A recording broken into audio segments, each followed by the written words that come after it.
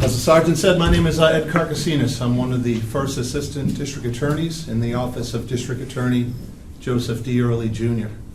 I've been in the district attorney's office since 1995, started under District Attorney John Conti, and have been there now going on 28 plus years. So I just wanted to, at this point, before we open it up to questions, just to give you a little overview about what the office of the district attorney does and what we're responsible for. So when I spoke to an academy similar to yours a few years back, and what we opened with then is it's kind of like when I first started, the DA's office used to be a lot about like the beginning of Law and Order. You know, the police investigate crime and the DA's prosecute crime. And obviously that's one of the core functions of the district attorney's office. But over time, our functions have changed and a lot of our responsibilities have changed, and a lot of the things that we're doing have changed over time to keep up with, just like anything else, anyone else's job. You have to keep up with some of the trends, and you have to come up with new strategies to be effective. But our primary function, obviously, is the prosecution of criminal cases. And how that's done is our court system here in Massachusetts, for our purposes, is separated into the district and superior courts. And so really the district court is the place that's going to catch all the first cases when someone gets arrested. All the cases are going to be funneled into district court. And so here in Worcester County, we have courts in Worcester itself, in Uxbridge, in Dudley, Milford, Westboro, Clinton, Gardner, Fitchburg, and Leominster. I think I got them all. So those are all our district courts. And so our jurisdiction, so the places where we get our cases from, is really comprised of central Massachusetts and 60 cities and towns that make up central Massachusetts, with also the inclusion of the town of Bellingham, which is in Norfolk County. So we handle cases that come from 60 different cities and towns. As I said, most of the cases are going to begin in district court and end in district court, to be serious. The more important cases, not important cases, but the more serious cases that have higher penalties, penalties that can send someone to state prison, those go to superior court. So those are going to be obviously murder, rape, robbery, people that are repeatedly convicted of breaking and entering, people that are charged in trafficking of drugs. Most of those cases go into superior court. So how does the DA's office work? We have assistant district attorneys like myself that are assigned to a lot of these, that are assigned to all of these district courts, that are responsible for prosecuting the cases that come into the district courts. And so what we see in the district courts are, as I mentioned, all the cases really start out in district court. So we're talking about drunk driving cases, operating under the influence of alcohol, assault and battery cases, domestic assault and battery cases, violations of restraining orders. So basically, all the crimes that you can think about begin in the district court. We have staff that are assigned to each of those courts to prosecute those cases. We also have a separate branch of the district attorney's office is our victim witness assistance program. So we have victim witness advocates that are assigned to these cases, these courts, and on cases where there are victims that are in need of services, they'll provide assistance to victims in navigating the court system to the extent that the assistant district attorneys are unable to. So it's another layer, I guess, of protection, or another layer of people that can provide information and help people navigate the court system. That also occurs in superior court too. We have victim witness advocates that are assigned to the superior court. So that's really our core function. When I first started, district court, prosecuting cases. So how has it changed over time? Well, when District Attorney Early took office, he recognized that the best way to end crime is to prevent crime from happening. So we put a lot of resources into what are called prevention and intervention. We have the District Attorney's Community and School Project, where our staff go to community meetings, where our staff go to the schools throughout the county and present educational seminars to people about dating violence, to people about identity theft, elder abuse, and really a lot of the services and a lot of the informational programs about how to avoid some of these scams. So like a lot of our elderly residents, we try to make it to the retirement communities to talk about internet safety, being wary of scams and not becoming a victim to some of these. I'm sure you see them, and I think we all get them, like, oh, your computer has a virus, give me this, respond to me. And you'd be surprised at the amount of people that fall prey to that type of stuff. And unfortunately, when we track it down, a lot of these places aren't even in the country where the money's going to. So the DAs recognize that the best way to prevent crime is by educating and providing assistance to people and informing them of their rights and some of the responsibilities that they have. So, what other branches of the district attorney's office that we have that you probably don't hear about or think about? For instance, we have a division of lawyers that focus on appeals. So those are appeals of criminal cases and convictions. So when you have a murder conviction, someone's convicted of first-degree murder, there's an automatic appeal. So we have lawyers that are experienced in those types of cases, and they will argue the cases before either the appeals court or the Supreme Judicial Court. So that's another couple of layers, I guess, of the court system that are above our district and superior court. So we have those lawyers that focus on the appellate process. They also provide assistance to police departments when they're in the process of investigating crimes and need help with the issuance of search warrants. I don't know if you learned about search warrants yet or talked about them, but that's a process by which law enforcement is going to seek to discover some type of evidence. They need to convince a magistrate or a judge that there's probable cause to find that, and our attorneys in appeals will work with police officers to prepare the documents that are needed for approval. So we have lawyers that are focused on appeals only. We have lawyers that work in what's called our asset forfeiture unit. And what the asset forfeiture unit does is they're responsible for pursuing claims against money that people that are involved in narcotics distribution are caught with. So if someone is involved with narcotics distribution, the police do a raid at their home, and there's $10,000 in the home, oftentimes we're going to seek to seize that money. So what's changed is we use that money now to benefit our communities. So we have what's called a community reinvestment initiative, where we take that money and put it back into the community. We also use it for investigations, but we use it to fund activities for youth. We use it to fund educational opportunities.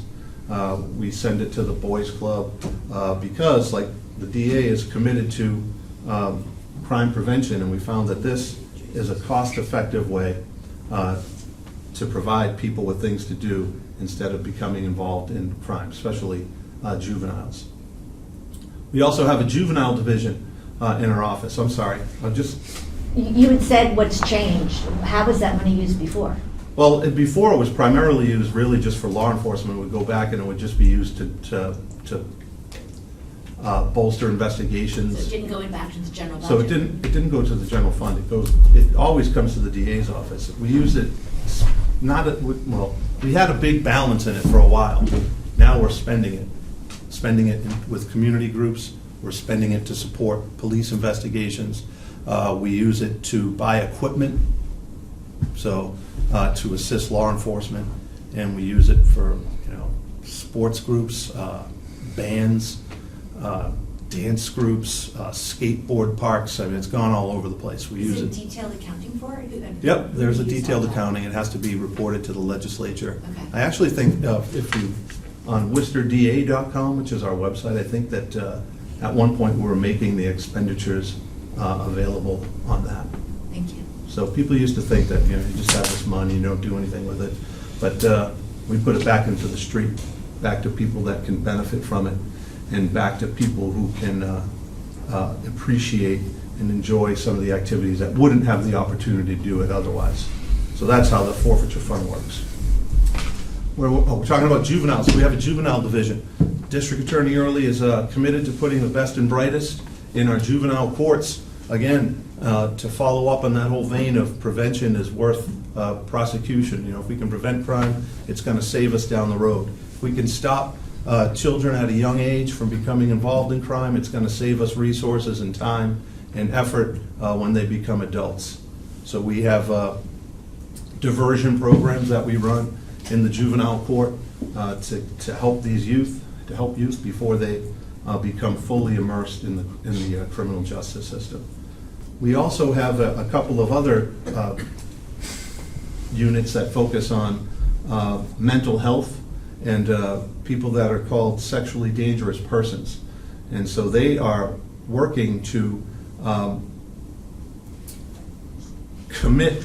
So how the sexually dangerous person structure works is if someone's been convicted of rape and they're sentenced, let's say they're sentenced to prison for 10 to 12 years. At the end of the 10 years, we can petition to have them held further via a civil commitment by saying that they are a sexually dangerous person. So we have lawyers that specialize in prosecuting these cases, in collecting the information that we need from doctors and examiners in order to file these petitions. That's the mechanism by which we try to hold the people as sexually dangerous, is we file a petition and the petition's filed in Superior Court. And so that involves a lot of expert testimony, so they work with doctors and psychologists and psychiatrists in order to assemble some of the evidence that's going to be used to support those prosecutions. We also have specialized units that focus on child abuse and sexual assault.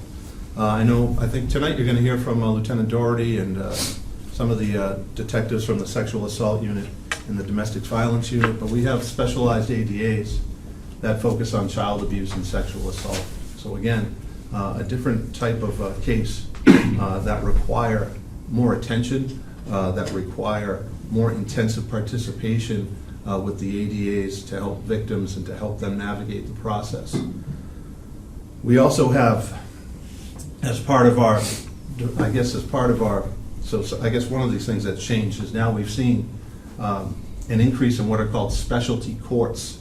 And so our specialty courts are, what comes to mind instantly is probably, if you've heard of these, are drug courts, all right? And so drug courts are for individuals who are substance abusers, who are evaluated by court personnel, psychiatrists, and who qualify either for diversion or for placement into the drug court regime as an alternative to incarceration.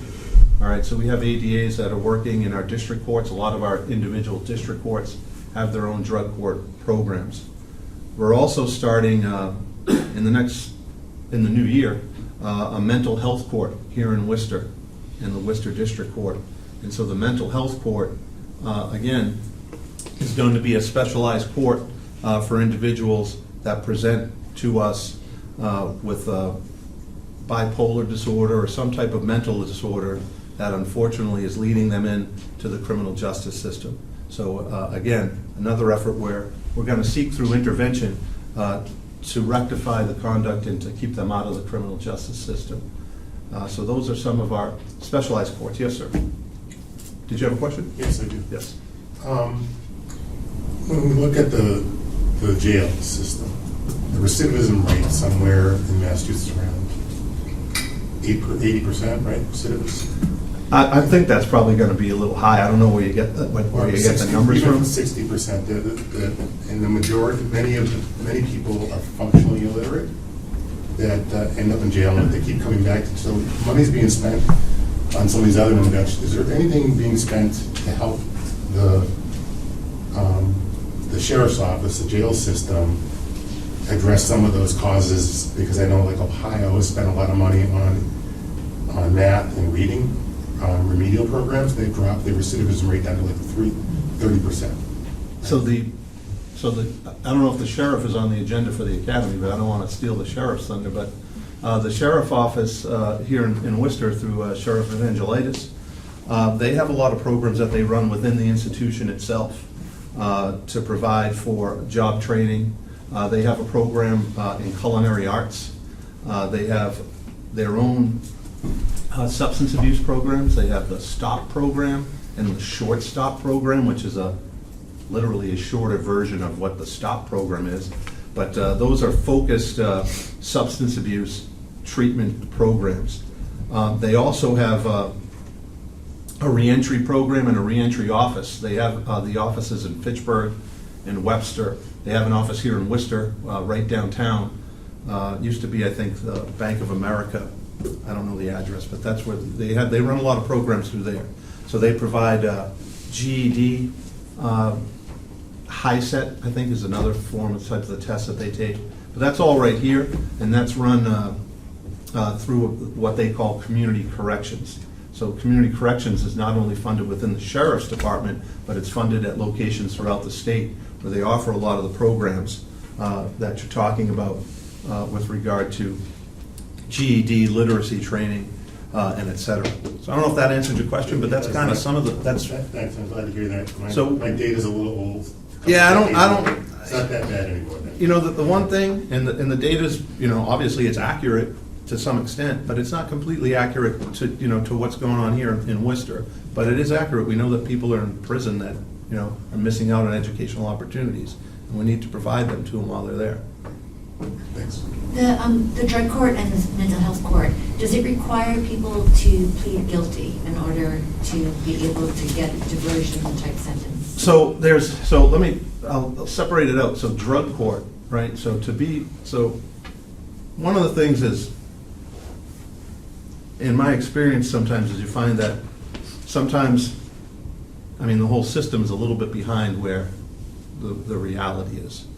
So the drug court is a little bit different model. So to be recognized as a drug court, so the trial court of Massachusetts, which runs the court system, right? So the trial court recognizes or certifies them.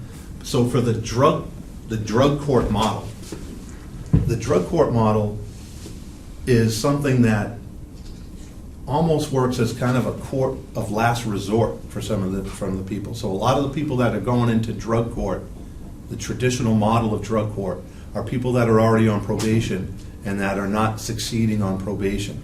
So instead of going to jail, they're brought in to drug court or recovery court. So I think, I don't necessarily call them drug courts anymore, I call them recovery court. So they're being brought in and evaluated and screened to go into recovery court. So if we're talking about the traditional drug court model, then it's a lot of the people are people that are already on probation. Okay. All right, so that's a good point that you brought up now. So we're talking about mental health court.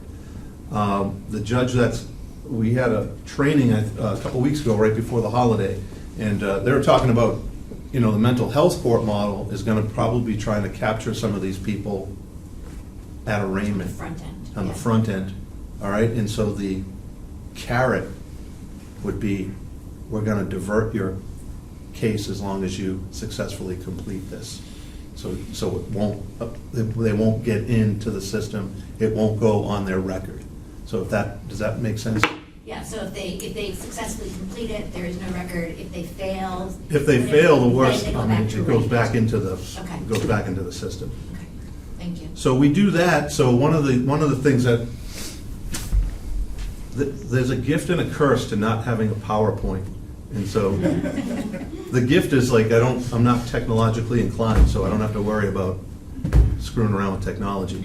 The curse is that you forget some things. So one of the things that we do run here in Worcester, which has really become a model for a lot of different places, is what's called, we have a pre-arraignment diversion program for women that are involved in prostitution. We call it the CATI program, CATI, Creating Alternatives to Incarceration. All right, and because the realization is, a lot of the people that are engaging in this are women that are addicted to drugs, and these are going on their record, and someone that has a conviction for prostitution on their record is going to have an awful time trying to get a job or do anything. So we've worked with some service providers here in the city where we can, when the police go out and make these arrests, or we can divert the woman into this program pre-arraignment, and if they follow through with some of the commitments in the program, that never sees the The case never sees the light of day. All right, and so on the other hand, the stick for this is, we want to hold the people that are purchasing sex accountable. So the Johns. All right. So what we do with the Johns is they're prosecuted, they're arraigned, but they're also given an opportunity to attend what's called the CARD program. Community Action to Reduce Demand, I think is what it stands for. And so they're required to go to that program to pay the cost of that program. And oftentimes it's held here at the police department. That's a full-day program on a Saturday where these men come into court. And they come into court, they're referred to the CARD program if they want to partake in it. And they come down here for a day and they listen to survivors, people that used to engage in the activity, to talk about some of their trauma and some of the harm. They hear from people in the neighborhood to hear about some of their experiences, that if you live in one of these neighborhoods where you have a guy driving around 24 hours a day harassing your daughter or someone's walking to school. They hear from medical professionals to hear about the medical consequences of their actions. And so we kind of run that program as well, and with the goal of, we want to prosecute them, we want to deter them from that behavior. And so we do provide a little bit of incentive to them, meaning because we want people to take the program and receive the education. But if they don't want to participate, we ask for guilty findings. And with the guilty finding on a prostitution case, you'd have to submit your DNA. So we find a lot of people want to participate in the program. So those are a couple of the other diversionary type programs that we have. I'm sorry. Oh, go ahead. Do you collect data on, do you follow these men and see whether they're reoffending? So the rate of reoffending? The rate of reoffense for that is low. And when I say low, it's probably like 10 to 15%. So it's not 80. Versus generally? First, generally, you're probably pushing maybe like, 40. Okay. Depends. We have a few that, since we've been doing it, it's probably lower than 10% actually from all the ones that we've done. But there are some people that reoffend, but it's lower. Thank you. All right. So, anyone have any questions while I think of other stuff? Yes. What happened if prostitution, they reoffend, do they get the same program? A lot of times, so one of the, there's a legislative movement that's going on in Boston right now, is they want to decriminalize the woman, and they want to hold the offenders accountable. So oftentimes we'll take them back. So we take them back. Because again, if we can take them back and get them some services, it's worth more than what happens to them in the court system, which is kind of just like they get a conviction, but they're not being offered any services, and they're just going out on the street, kind of going back to the same stuff. So we can take them off the street, even for a little while. It's worth the investment on our part. How much of that is organized exploitation versus just people individually wanting to do that? Well, I don't like to go into the numbers because I don't know what the numbers are. But I would say, as far as in Worcester, the majority of it is probably a lot of women just walking the street on their own to support their habit. Which is not to say, though, that we haven't had people that have exploited women. So we have. I don't want to talk about pending cases. I don't want to prejudice anyone's right to a trial. But we have had cases where some people will see the woman on the street and say, "You can come with me, and we can do this better. I can give you drugs. All we got to do is have a smartphone and put an ad on, and we can go to hotels all over the place." So that's what you're talking about with exploitation. Yeah. So that's human trafficking. Yeah, or that's human trafficking. like the bringing in people from overseas. I've seen, I think there was a case recently in Boston with some high class. Yep, so there's a case that the U.S. attorneys brought against, I guess what you would probably call those more high-end operations or brothels, But, so we have it, but there is a component of people that will come in and say, look, we can make a lot of money off this, and, you know, we can provide you with drugs and cut out the middleman and just post these ads and we'll go to hotels. Yes? So the stereotype of DA's office, right, is that your promotions and your success is based on conviction rates. I don't know how true that was in the past, that's the stereotype. But to the extent that it was true, has that changed with this emphasis on diversion, et cetera?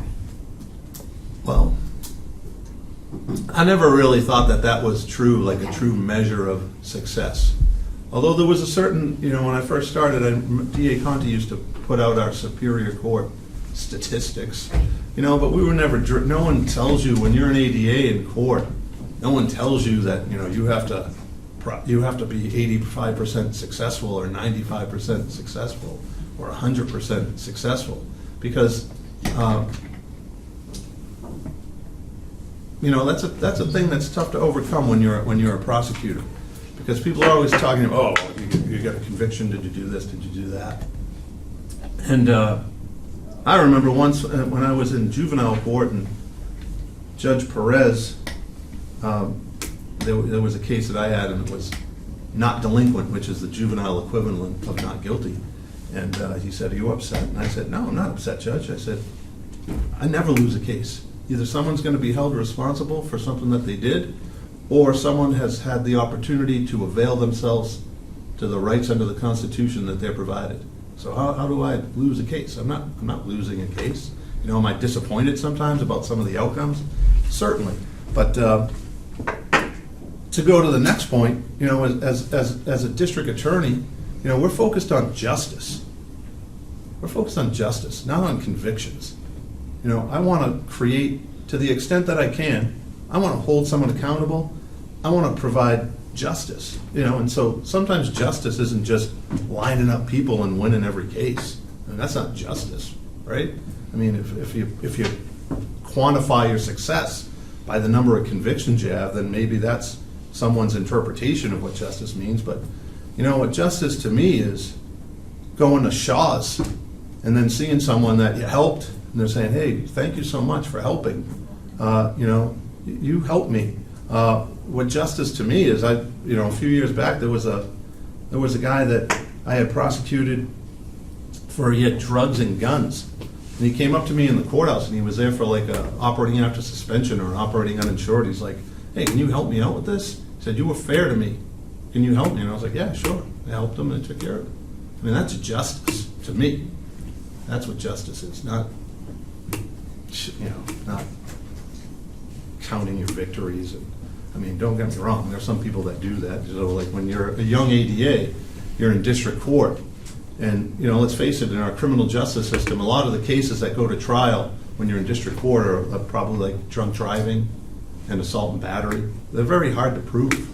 So you could go, literally, you could go weeks losing, getting not guilties on drunk driving cases. You could go for weeks and not even hear the word guilty unless not was before it, you know. But, you know, you get used to it. And but so you know, you have to use that as a training ground to better your trial skills, and eventually, you know, you'll get better, and the cases will get better, and the facts will get better. But did I worry about the people that went free? No, because that's the system. That's what you went to school for. That's what you're trying to protect. On those lines, talking about measuring success and measuring job performance, are you guys evaluated more on like errors committed that would be a successful appeal on, or so if say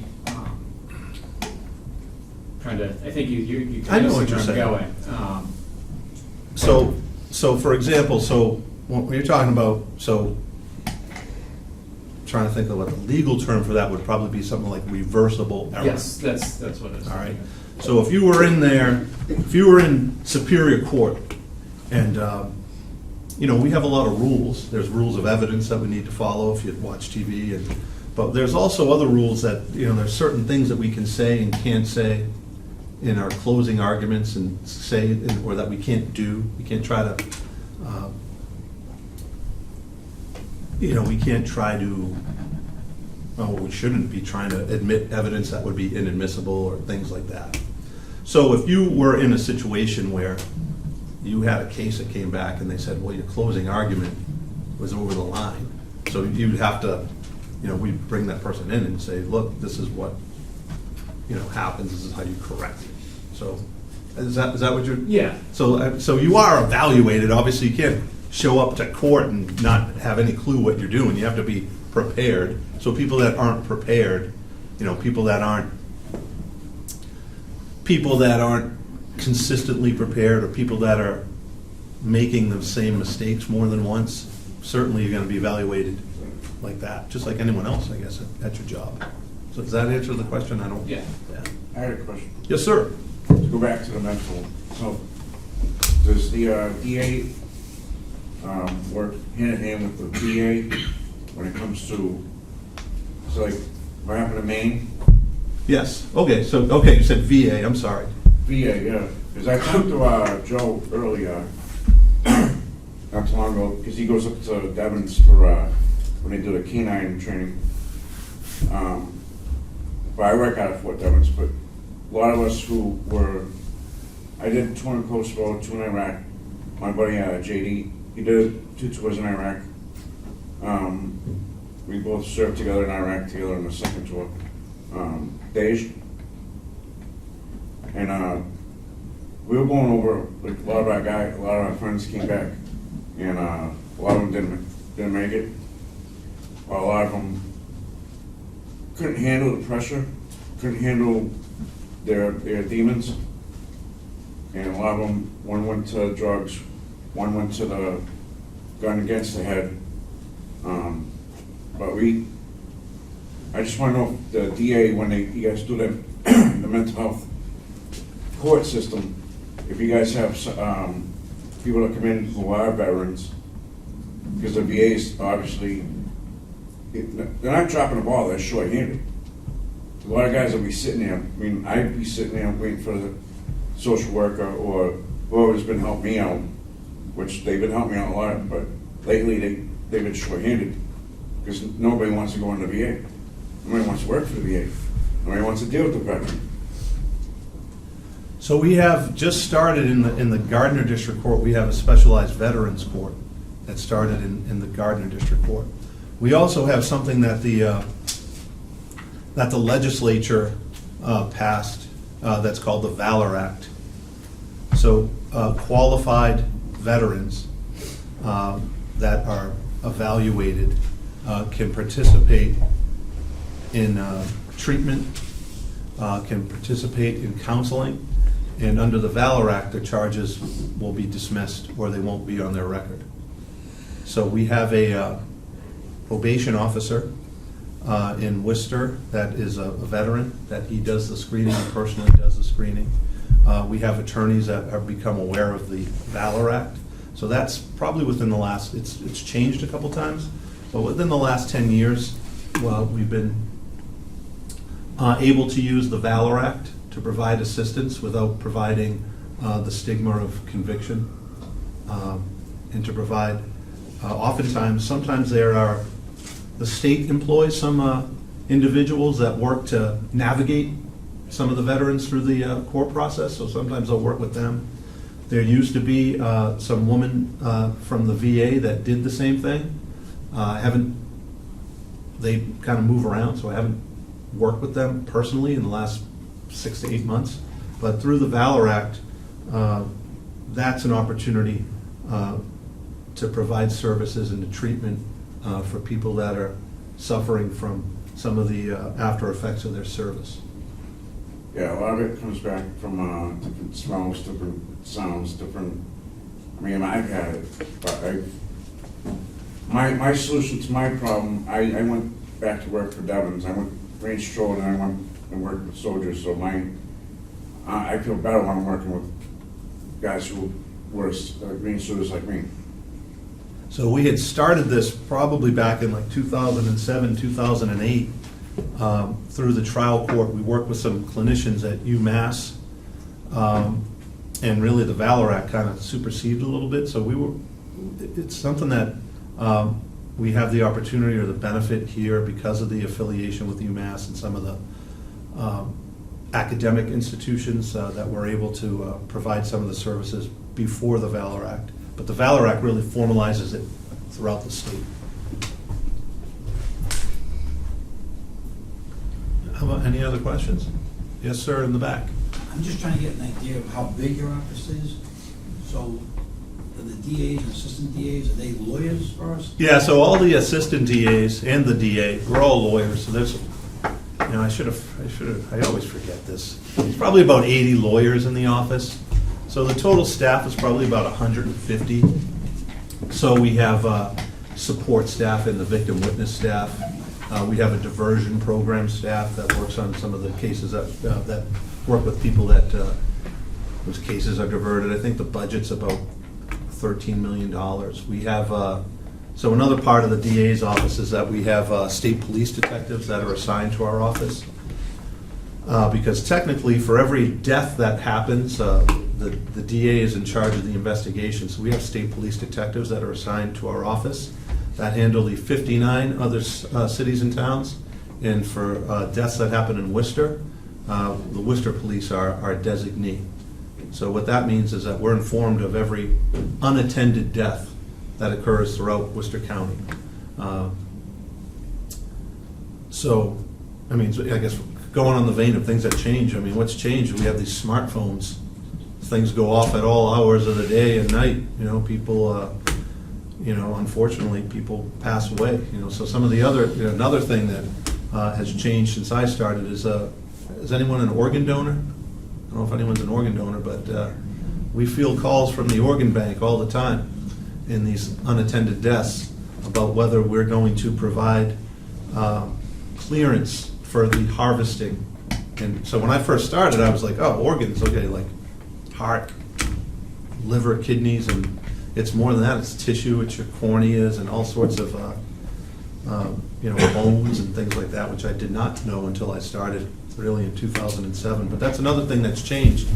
In the past, we wouldn't allow for the harvesting on the suspicious deaths, but we do now. But we have to check into them and look into them and work with the organ bank and to make some of these things happen. But that was another thing that's changed that we haven't done that we now do quite successfully.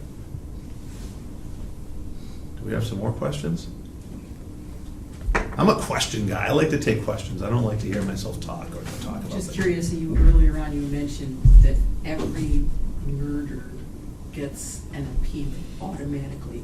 Yeah. Why, I don't know why. So by law, right? So by the operation of law, if you're convicted of first-degree murder, you have an automatic appeal. So it's automatically reviewed by the Supreme Judicial Court, which is the highest court in the state. So that's first-degree murder. Degrees are? So there's first-degree murder, so deliberate premeditation, extreme atrocity, and cruelty. And there's second-degree murder, which is murder, but geez, they're going to catch me on the law here because I'm not going to remember it. But it's still murder, but the penalty is less than life without parole. First-degree murder is life without parole. Second-degree murder is life, but you're eligible for parole. So your first-degree murder conviction directly to the Supreme Judicial Court on appeal. Someone gets convicted of second-degree murder, it's still going to be appealed, but it's going to go to the appeals court and then probably to the SJC. And so why? I mean, just think, like, why? Well, by first degree, it's an operation of law, but by anything else, people that get convicted, they're going to be looking for errors in the trial because they're going to be in prison for the rest of their life, so they're going to have lawyers that are going to seek to press issues on appeal. So, like, inappropriate closing argument. Oftentimes, the admission of certain types of evidence, like, why was this type of evidence admitted? If it was admitted, it was too prejudicial to the defendant, which means it was too bad for the defendant, so it shouldn't have been admitted. So I don't know if that explains it. So like what the common person would call a technicality, but in the legal field, those are like questions of law. So the judge is making all sorts of determinations during the trial. Even before the trial, when you're picking a jury, let's say you were picking a jury. So like if you were a prosecutor and you picked a jury and you were excluding people for, for an improper reason. If you excluded when you're, you have a number of challenges, you can just exclude people without cause. Let's say that, I was doing a trial and I didn't want women on the trial, and I just tried to exclude every single woman that came in. That's a no-no. You can't do that. That's bad. So that would be an appealable issue. That's an error of law. So if the judge allowed that to happen, we'd probably lose the case. It would be overturned. Because you'd be inappropriately excluding people based upon their gender. Yes, sir. What about the rise in hate crimes and the tools you need to do your work? So the rise in hate crimes, I mean, there's specific statutes that are tailored towards hate crimes that provide enhanced penalties. We have the tools, but like with anything else, we need the evidence. You saw that, I don't know, bulletin board, billboard on 290, we don't know who did it, or, if people went to a synagogue and threw rocks through the window, or went to a mosque and tried, we need evidence. It's still like any other crime. We still need evidence to proceed. And, but we're well equipped to handle it with the laws that we have in place. I don't know if that clears it up, or if you have a follow-up on that. But. No, I just think the evolution, how prevalent it is in our current society, I'm not sure that, do you feel that you do have the tools? I feel that we have the tools. It's just that a lot of times we don't have the evidence to get over into court and to prosecute the cases. I can speak from my own experiences that in the last 10 years, the level of hate crimes and hostility I've experienced it's been maybe the last time I experienced stuff with Zoom was a young kid. It's blatant. So I can understand your question about hate crimes, and I know there are all these outreach things that the DA is doing, and the youth of today could use some extra help in understanding bias.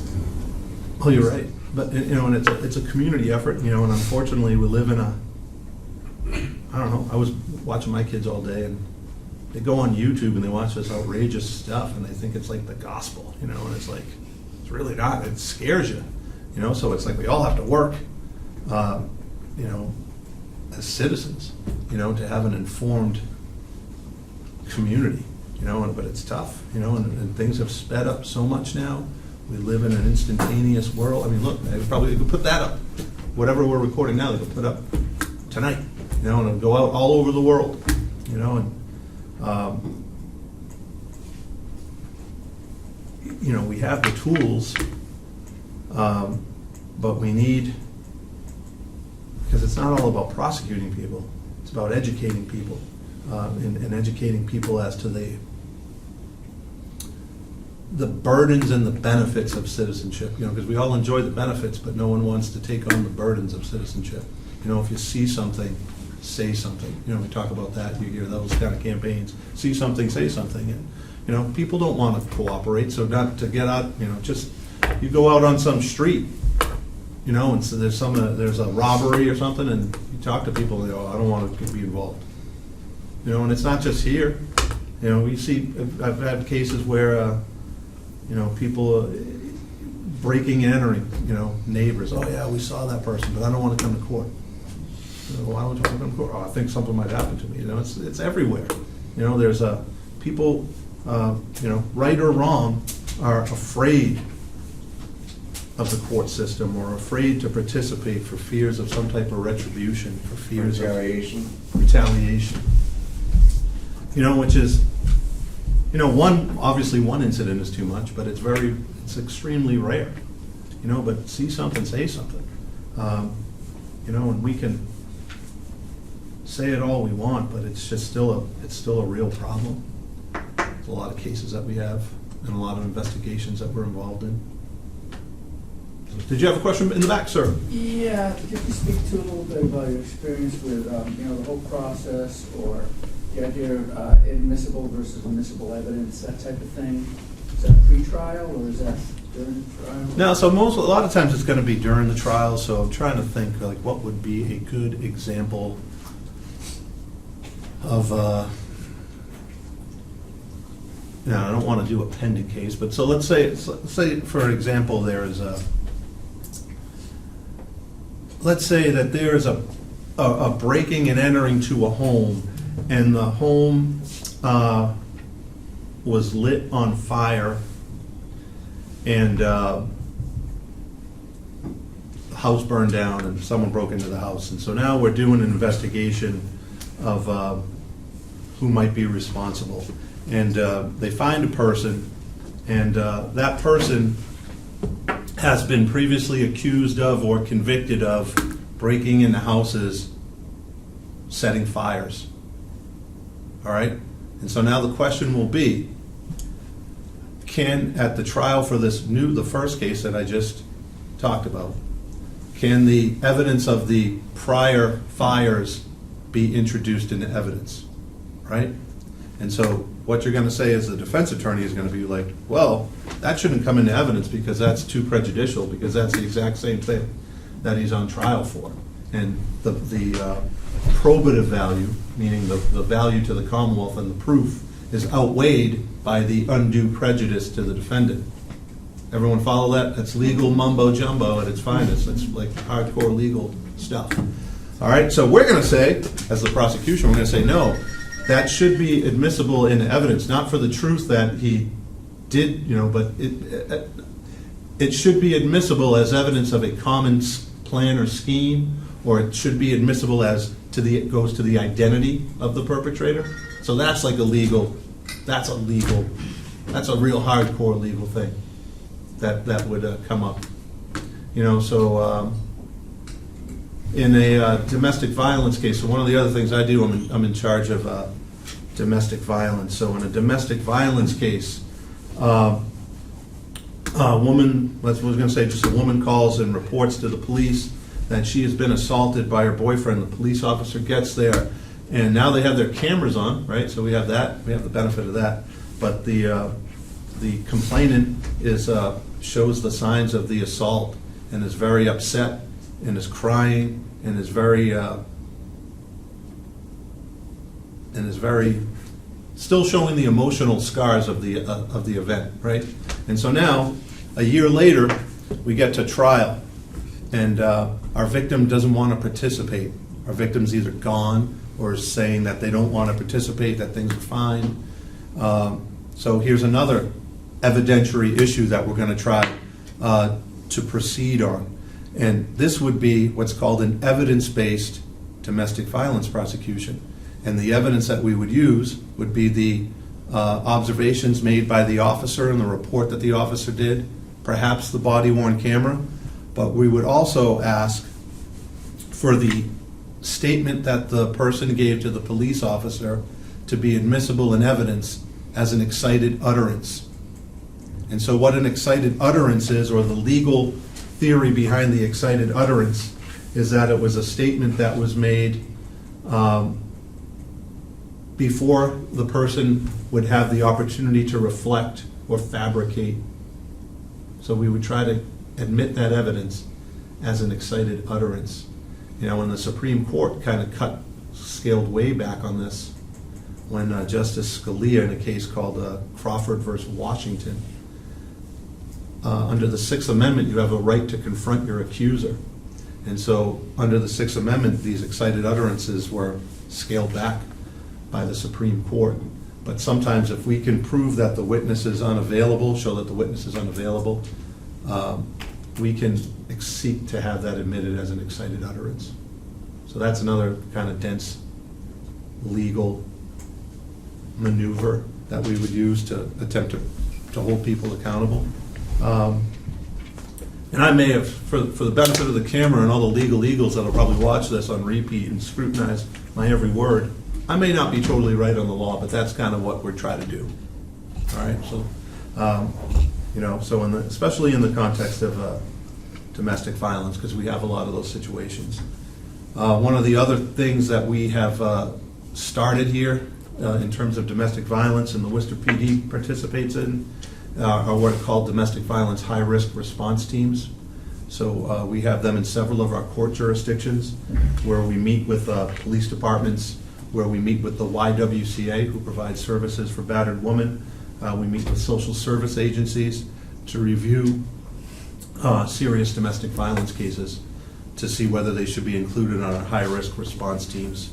So we try to provide enhanced services for victims, and we also try to provide enhanced prosecution on those cases as well. Because those are cases that involve strangulation, firearms, and a lot of the research is done by a group called the Jeannie Geiger Center, and they're based out of, I want to say Salem, and they've commissioned studies that shows instances of strangulation. People that engage in strangulation are more likely to eventually be involved in murder. And I don't know where we're at for time, but when you see a lot of these mass shootings and people that assault police, murder police, they'll all have a domestic violence, some type of domestic violence history in their background, which is very frustrating because they're very tough cases for us to prosecute. But if you do take one thing from what I say, when you go back and you look at some of these things and you see these mass shooters, 8 times out of 10 there's going to be a domestic violence background there. I think, wasn't there a shooting in Europe last week, I think, in Prague or somewhere? Guy killed his mother or father before. A person that killed a police officer in Auburn, domestic violence history. Strangulation, firearms. Unfortunately, it's a self-fulfilling prophecy. Tarantino? Tarantino. Yep, that guy had domestic violence background, horrible domestic violence background. So on that note, yes. Can you explain a little bit about the difference between like what you guys do, what you do, and what the difference is between that and what the Office of the Attorney General does for the whole Commonwealth? So the Attorney General has a criminal jurisdiction throughout the state, right? So the Attorney General, they have their own, so I guess the easiest way, so we're doing really 99% of your local crime. What does the AG get involved in? They have a human trafficking unit, so they're involved in some of those issues of human trafficking, because also they're going to have statewide jurisdiction. They're involved in a lot of Medicaid fraud, things of that nature. They're also involved in, they provide assistance to Suffolk DA's office, so sometimes they'll have assistant attorney generals that are assigned to the DA's offices. They do some of your more long, protracted investigations, because they have the ability to have a statewide grand jury, so they can present evidence, in Boston for things that happen all over the place. They deal a lot with the casinos, because they have regulatory authority over the casinos. But is the Attorney General's office coming into your basic assault at a club? No, not really. Sometimes they'll be involved in, sometimes they prosecute police officers. They had a big case out in Springfield where they were prosecuting some police officers in the Springfield Police Department. So not quite the day-to-day what we do, but they certainly can do everything that we do. But just by practice, they don't. A lot of political stuff that they'll do too, that we don't necessarily do. All right. Any other questions? All right, I guess that's the end of the road for me. Case, am I good? Yeah. Thank you very much. All right, I think we're good. So I've been asked to come down and give you a little brief overview of the Worcester Police Detective Bureau. My name's David Doherty. I'm one of the lieutenants. There's 2 lieutenants in the Detective Bureau. And I've been up there since May of this year. So I went up there at the beginning of May, just after our first homicide on Easter Eve, I believe it was. So just a little bit about myself. I was born and raised in the city of Worcester. I went to Hurd Street School, Sullivan Middle when it was down on Freeland Street, and then South High, the old South High. Well, the new old South High, I guess. Some of you may have gone to the old South High. After that, I did a few years of college, In 2000, I started working for the police department as a police dispatcher when we were still down on the first floor. Now they're up on Coppedge Drive. So I did that for 4 years, and then I got onto the police academy in 2004. So I've been here ever since. So about 23 years with the city altogether. I did 9 years as a patrol officer, primarily down in Webster Square. It's called Route 15. Have you gone over operations yet? Yeah. So Southwest Sector, Route 15, that was for many years my patrol area, and I worked from I was a first half officer, so 4 p.m. to midnight. In 2013, I was fortunate enough to do well enough on the sergeant's exam to get promoted. I was a sergeant for about 2 years. In 2015, I was promoted to lieutenant, and that's where I've been ever since. So as a lieutenant, I served in operations as sort of a shift commander there. A couple of years into that, I was able to transfer over to the Special Operations Division, which you may have not had a presentation yet on them. Casey, have they? No.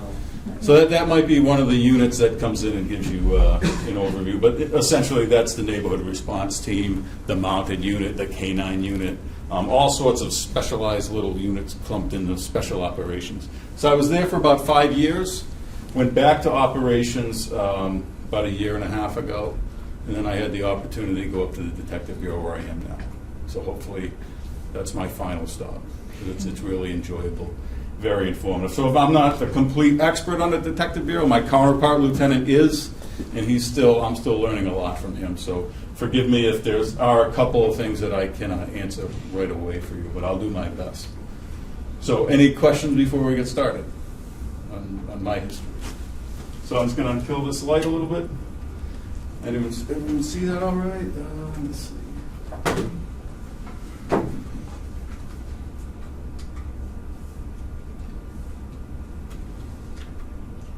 All right. So, Worcester Police Detective Bureau. So we are the primary investigative unit in the department. So any crime that needs a follow-up will be forwarded up to us, with the exception of most motor vehicle crimes. Motor vehicle homicides, fatal crashes, things like that, they're investigated by the traffic division. And they have specially trained reconstruction officers who go to the scene, reconstruct the accident, and they'll take out any appropriate charges that may arise from like a vehicular homicide or a particularly egregious crash, something like that. But other than that, we typically follow up on all the investigations. So as Attorney Kakasinas was saying, MEDA Kakasinas, we do investigate all deaths, including murder, homicide, suicide, and any unattended death that is accepted by the medical examiner's office. We conduct follow-up investigations of felony crimes that cannot be solved during the initial response by the patrol officers. We also respond to in-progress major crimes such as shootings, stabbings, and armed robberies, and where the department liaisons with several state and federal law enforcement agencies such as the FBI, the ATF, the U.S. Marshal's Office, the U.S. Attorneys, and the state police. So a little overview of how it's structured. Within the department, you've seen operations division. Well, there's also investigative services, so that's a whole separate division, and we fall under that. So there's a captain who runs all of investigative services, and under that is the Detective Bureau, the Vice Squad, the Gang Unit, and the RTCC, or Real-Time Crime Center. So within my unit, the Detective Bureau, it's broken down even further. So we have major crime, and that's going to be all of our stabbings, shootings, armed robberies, assault and battery, dangerous weapons, things of that nature, more serious felonies. We have a B&E team that strictly focuses on breaker and entering. I'll go into that a little bit further. A sexual assault team that is going to speak tonight following my presentation. Digital forensic, so they're the ones who may do forensic data processing on cell phones, hard drives, video systems, things like that, amongst other things. And then the crime scene. So crime scene unit, maybe it belongs here, maybe it doesn't. They fall into me personally for administrative purposes, so I put them in here. But they're almost their separate division because they have to be sort of separate from the rest of the department so that they can have a objective view of any crime scene or crime, and they're not unduly influenced by the detectives investigating the crime. So we try to keep them separate.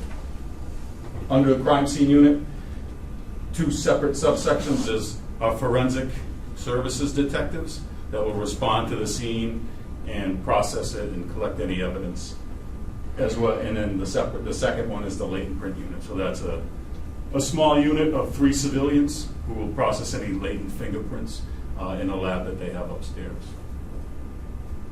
Any questions on that? Okay. So major crime.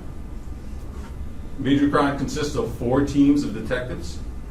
Each team has 5 detectives assigned, and each team is led by a detective sergeant. So we have, so they'll follow up on qualifying cases that are, and they're assigned geographically based on northwest, southwest, southeast, northeast sectors of the city. So the first major crimes team is the day shift, so they work strictly days, and they're assigned to any follow-up cases in the southeast sector of the city. The night shift team, they work strictly 4 p.m. to midnight, and they are assigned to follow up any cases in the northeast sector of the city. A team is a rotating, so they'll do 2 weeks days, 2 weeks nights, and they're assigned to the southwest sector of the city for follow-up cases. And the B team rotation, again, 2 weeks days, 2 weeks nights, opposite of the A team. So there's always coverage, and they're assigned to follow-ups in the northwest sector. So that can sound a little confusing, but basically whoever's working, if a big call comes in, a shooting, stabbing, we all go, and everyone starts picking up a task and investigating. And one of the detective sergeants will take the lead on that and coordinate the whole effort. So a little bit more about the major crime investigations. They primarily investigate violent felonies in which the victim was killed or suffered a potentially life-threatening injury. Some of the death investigations include murder, homicide, suicide, and like I said earlier, unattended death. Shootings will typically investigate a shooting where the victim is struck or property is struck. And to differentiate that, we do have the shot spotter system in the city. So we get incidents created for gunfire all the time. In the summertime, it can be 3 times a night, 7 days a week. A lot of that is fired up into the air, or there's no reported victims or no reported property damage. Not all. So that's our threshold. If the victim is struck or property is struck, we're going to assign a team to investigate that incident. But if it's just a shot spotter that came in and said there was 9 rounds down on in the Canal District down by Kelly Square, but we don't have anything else to go on, it's typically not going to be assigned. And then pretty much all stabbings, minor or serious, if the individual is not arrested on scene, we'll assign a detective to follow up on that. So major crimes, they're not limited to that because we're not always getting, and you'll see later, we don't get the rate of homicides like other cities our size do. So they'll be assigned other cases as well. So they'll investigate felonies and in some cases misdemeanors that meet a certain solvability criteria. So a detective sergeant will review all cases, forward it to the Detective Bureau to determine if those cases meet that criteria. If they do, the case will be assigned to a detective for follow-up. Some of the lesser felonies that they may investigate are financial or property crimes like fraud, larceny, scams, even arson. We have our detective who's assigned to the ATF office also is our arson investigator, so he'll collaborate with the fire marshal's office and the Worcester Fire Department investigators in any suspicious fire. Robberies, armed and unarmed. we investigate those. And certainly, as we discussed earlier, any hate crimes, that's another big one that we will definitely assign a detective to those cases. Any questions? So we also have, as you saw in that diagram, a special team of detectives that they're just solely responsible for breaking and entering. And that was developed at a time when there was a serious spike in the city of those crimes, specifically residential breaks. But they'll also cover commercial breaks and automobile, B&E to motor vehicles, we call it. So there's 4 detectives assigned to that team, as well as a detective sergeant, and they'll follow up on most of those cases. So they're strictly, that's all they do. They just hunt that stuff down, and they do a really good job. So they'll attempt to recover stolen property at our pawn shops, scrap metal yards, a lot of places where, if your home is broken into and electronics or jewelry is stolen, they might try to unload the stuff at these places, who are required by law to keep a record of what is sold, what is pawned. They need to take a photo ID from the person, as well as entering it into a statewide database that we can search down the road to see if it was in fact pawned in the city or elsewhere.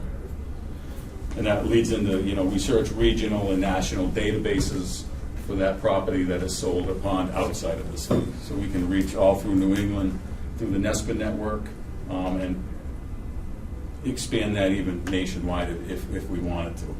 We won't see that too often. Any questions on the P&E side of things?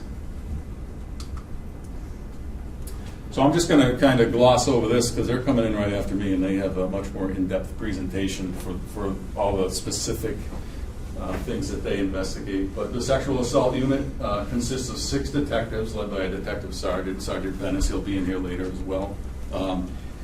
They investigate all sex-related crimes. They secure, they respond to the hospital and secure all of our SANE kits or rape kits for processing. They also handle our sex offender registration, domestic violence follow-up, and missing and endangered person investigations. So some of the cases they'll handle are rape, indecent assault and battery, child abuse, child pornography, kidnapping, human trafficking, etc. And digital forensics, I mentioned this briefly. So they're responsible for forensic processing of all digital media and devices involved in crimes. They also do cyber tip follow-up from the National Center for Missing and Exploited Children. So just to kind of go over that, if Facebook or Instagram or one of these online social platforms, if their algorithms detect some kind of child pornography or something like that, they're required by law to gather all that information and forward it to the National Center for Missing and Exploited Children. They then forward that to the local agency, state police for Massachusetts, who will further it to our officers downstairs as a cyber tip. They'll have the IP address, subscriber information for Spectrum, internet, and all that stuff. So those detectives go out and follow up on those cases. They may subpoena some of the digital records for that subscriber. They may even go as far as a search warrant and seize laptops, phones, PCs, any digital media that could contain that child pornography. We bring it here, it's connected to the systems, they preserve it, get a search warrant for it, and then they just meticulously go through all that data and try to locate and record any of that child pornography. So it's a tough job because you have to, physically look at all that horrible imagery, all day long. But despite that, they still do a very good job. And those detectives will develop probable cause based on that and bring the charges to the court. So some of the things, like we said, cell phone data, PC, laptop data, hard drive data, and then video evidence from like a DVR system that's a security system or something that may contain evidence from one of our homicides or something like that. So when you initiate an investigation with us, there's a few stages. So the initial stage, they begin during the response by the patrol officer. So if your home is broken into or you're assaulted outside of a restaurant or something like that, a patrol officer will respond. You'll call 911. They'll show up. If they can't develop probable cause to arrest or charge somebody immediately on the scene, they may forward that incident up to the Detective Bureau for a follow-up investigation. Provided that officer feels like there's enough, it's a valid crime, and there's enough to go on to develop some suspect information, they'll forward it up. Attention Detective Bureau, it goes upstairs to our sergeants and then gets assigned to a detective. And that's where we come into the review stage. So basically a BD or an assault and battery that doesn't result in an arrest on scene is forwarded upstairs. One of my sergeants will review that based on what sector of the city it happened in, like we talked about, and assign it to a detective if it meets certain criteria. So I call them solvability factors. So they can include whether or not there was a crime committed. Sometimes you get a report and something happened, but it doesn't meet the elements of a crime. It may have been just sort of a harassment or type thing, but didn't quite reach a criminal level. Is it a felony? Typically, we're not going to follow up on a misdemeanor just because of manpower issues and staffing levels. So some shopliftings and things like that, we sort of put the responsibility on the responding patrol officer to kind of follow up and do their best to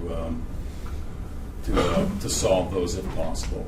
Now, if it's a spree of shopliftings and every price chopper in the city's getting hit, and price chopper comes to us with all this data and information regarding just a few individuals who are racking up thousands and thousands of dollars of theft, we will take on a case like that.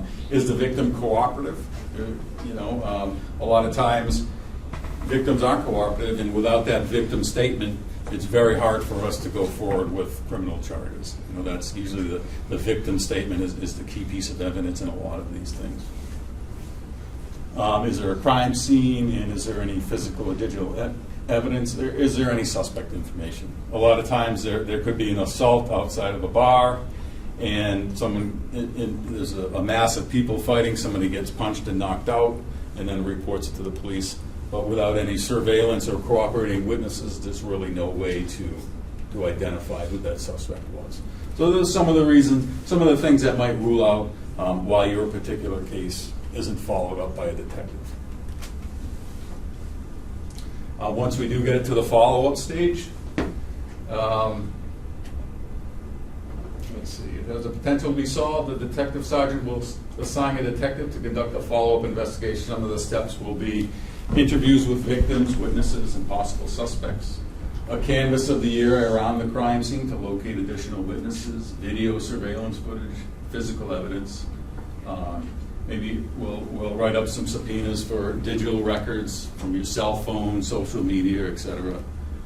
We may execute some search warrants on physical locations, digital devices, automobiles, and more, and the processing of physical and digital evidence. So that would all be in that follow-up stage, which could be a day, it could be a week, it could be months or years, depending on the severity of the crime. And then the conclusion stage, I call it. So once a detective has completed all the investigative steps or has exhausted all potential leads in a case, it'll be closed out in one of three ways. So there'll either be criminal charges taken out if there's probable cause against an identified suspect. It could be placed on an inactive status, which means we have identified a suspect, but we just don't have enough evidence to go forward with those charges yet. And that's a kind of a legal thing where, there's elements of a crime that need to be met. We know who punched the person, but we need a little bit more to actually prove that in court. So the DA might want a little bit more evidence before we bring it to trial or bring it to an arraignment. And then unsolvable. Sometimes the investigation will determine that a suspect cannot be identified and no other evidence will ever be located, and we just have to close that case as unsolved. And in all of our cases, a detective just can't close his case, it has to be reviewed by a detective sergeant or a supervisor before we can put it in one of those three categories. So sort of the bread and butter of the Detective Bureau is the homicide investigations. They take up a lot of our resources and a lot of our time when they do come in. They can go on for days, weeks, and years, depending on how long it takes to uncover all the evidence and identify the suspect involved. This is kind of the recent shooting death on Pleasant Street, a photo from the Telegram and Gazette. But that's the crime scene being secured by the Detective Bureau Crime Scene Unit and patrol officers. So as ADA Carcasinas mentioned, the district attorney is responsible for all death investigations in the county. So they lead and direct the investigation for any suspicious death. And in most cities and towns, the state police are assigned to follow up on that investigation, except in Boston, Worcester, Springfield, and Pittsfield County. So we're among these four agencies that can investigate our own homicides. Everywhere else, if it's Auburn, if it's Holden, the state police, CPAC detectives have to come in and conduct that investigation at the request of the district attorney's office.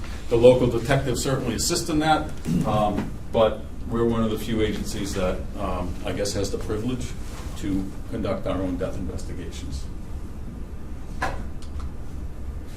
So just some quick stats on our homicides before I jump.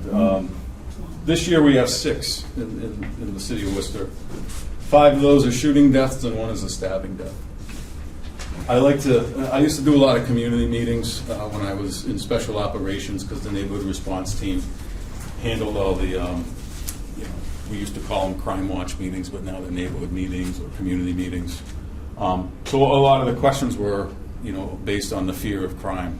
So I like to put these numbers up, not that any homicide is welcome or acceptable, but when we look at around the region, cities our size or slightly bigger, we historically are a very safe city when it comes to murders and homicides. So this year we have 6.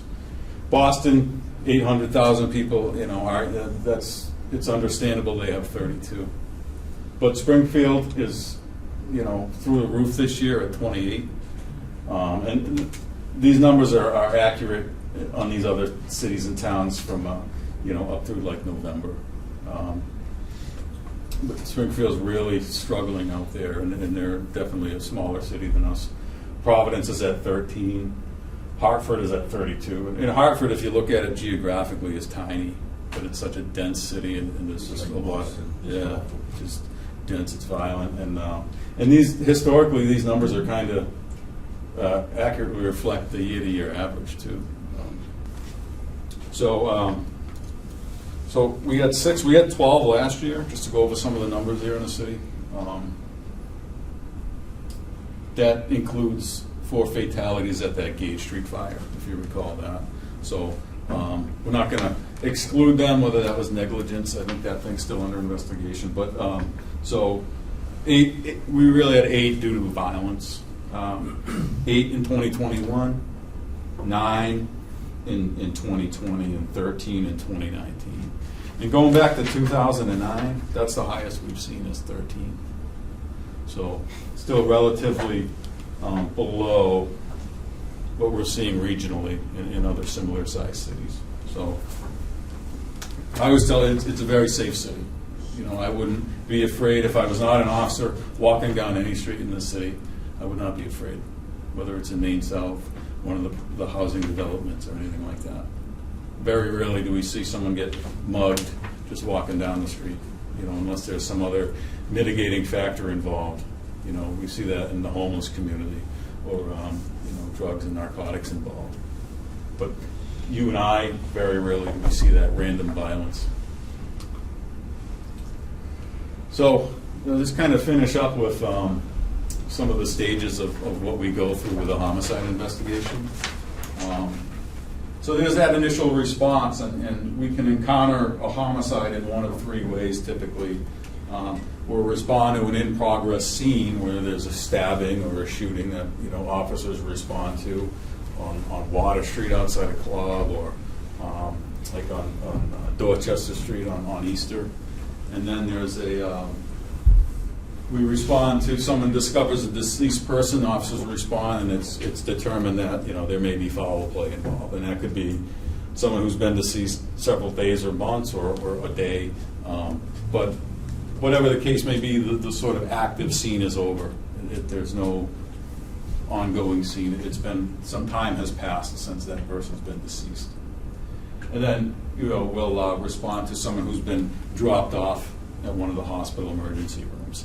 And then we have to backtrack. Maybe there's another call that's associated that came in around the same time, or we have to go through video evidence and sort of backtrack to where that person may have been injured or hurt. So that's usually what we see. Once the scene is located, if it's located, we'll take some of these steps. We'll secure that scene. The biggest thing is securing that crime scene so none of the evidence can be tampered with, destroyed, or carried away. While that's being secured, my detectives will be canvassing the neighborhood for witnesses, video surveillance systems, additional evidence, maybe in some cases, additional victims. We'll kind of secure that scene, typically in a homicide investigation, whether we have consent from the resident or not, or the owner of that home or business. We'll get a search warrant just to kind of cover ourselves. Once a judge approves that search warrant, we'll bring the crime scene unit in to collect all of that evidence. And then we'll do our walkthrough with the detectives and the supervisors. So we'll keep that scene secure. It could be 3, 4, 5 days, and we won't release it until the autopsy of the victim is complete. And the reason we do that is because we may think that the method of injury is one thing, and then we learn from the medical examiner's office that it in fact is something else. So there may be another piece of evidence that we didn't initially look at. We have to go back in and get another search warrant and try to find it. So we'll hold that scene. Even if it's a family's home, unfortunately, we have to hold it because we can't. Once we release it, we can't go back. If there isn't a murder weapon that we didn't find the first time, once we go back, it could be moved, it could be tampered with, it could be destroyed. So we'll hold it as long as we have to. So following that initial response in the scene security, sometimes the suspect is taken into custody right on scene. Sometimes they're still there. Maybe in some of the domestic ones, the party's still there. However, depending on the investigation, the actual arrest more often takes place days, weeks, months, or even years after the incident. In either case, an ongoing investigation is constantly being conducted to develop or strengthen probable cause against the suspect. Some steps in that investigation, we may need additional search warrants for phones, vehicles, etc. Interviews of additional witnesses, or bringing the potential suspects in for interviews or interrogations. The evidence coming in is now being forensically processed and sent out to labs for testing. And any video that we've acquired is being extracted or reviewed down in the digital forensics office that we talked about, and then sent up to my detectives as evidence. So when we do develop probable cause against a homicide suspect, typically they're arrested. If it's within a short period of time after the homicide, if you're involved in a shooting death and you fired the weapon, you may be initially arrested for assault with intent to murder. You're not just charged with murder. We really typically don't do that. The DA won't allow us to do that. But we'll take you in on another charge, and then you'll be arraigned on that charge and held with a dangerousness hearing. And then as we continue to build that case against you, the district attorney will decide to bring it to the grand jury for an indictment. An indictment moves it from the district court to superior court, where most serious felonies that carry a significant state prison sentence are tried. And that's where the murder charge will actually be applied to that subject. Any questions on that? So that's through the grand jury, and the district attorney handles all that. with the evidence that we assisted them in obtaining. So like it moves it, covered that. And just, after the indictment, the trial is set, there's a few stages before that with motions and things like that that can extend it out a long time. But typically, with COVID, we're just starting to see cases from pre-COVID come in. So some of these cases have been hanging for 3 or 4 years, 5 years. But they're starting to really come through the system because we're getting caught up on all of those ones that sort of got put on the back burner because of COVID, and the court system was not at full capacity. Let's see, who was here? So we can, if it comes back with the verdict in these homicides, it could be guilty, not guilty, hung jury in some cases, or guilty of lesser charges. Sometimes they're pled out to a lesser charge, things like that. But that's all handled at the courthouse level. But I appreciate your time and bearing with me through this. Like I said, I'm rather new to the Detective Bureau, but I'm certainly absorbing like a sponge up there, and it's been very interesting, very exciting, and it's definitely the place I want to be for the remainder of my career. So. You did good. Thank you. Thank you very much, and enjoy the rest of the night and the rest of the academy. All right, hi everybody. My name is Justin Bennis. I'm the Detective Sergeant in charge of the Special Crimes Division. We work underneath the umbrella of the Detective Bureau, but like the lieutenant was saying, there's major crimes, B&E, and special crimes. We're special crimes. What is special crimes? Anything that makes you squirm is what we cover. So we'll go over that a little bit more specific, but that's me. If I'm not here, I'm in the mountains or doing something extreme and getting hurt. That's Richard Boulay. He's a detective. He's got 20 years doing this? Doing special crimes. Doing this alone, 20 years doing that.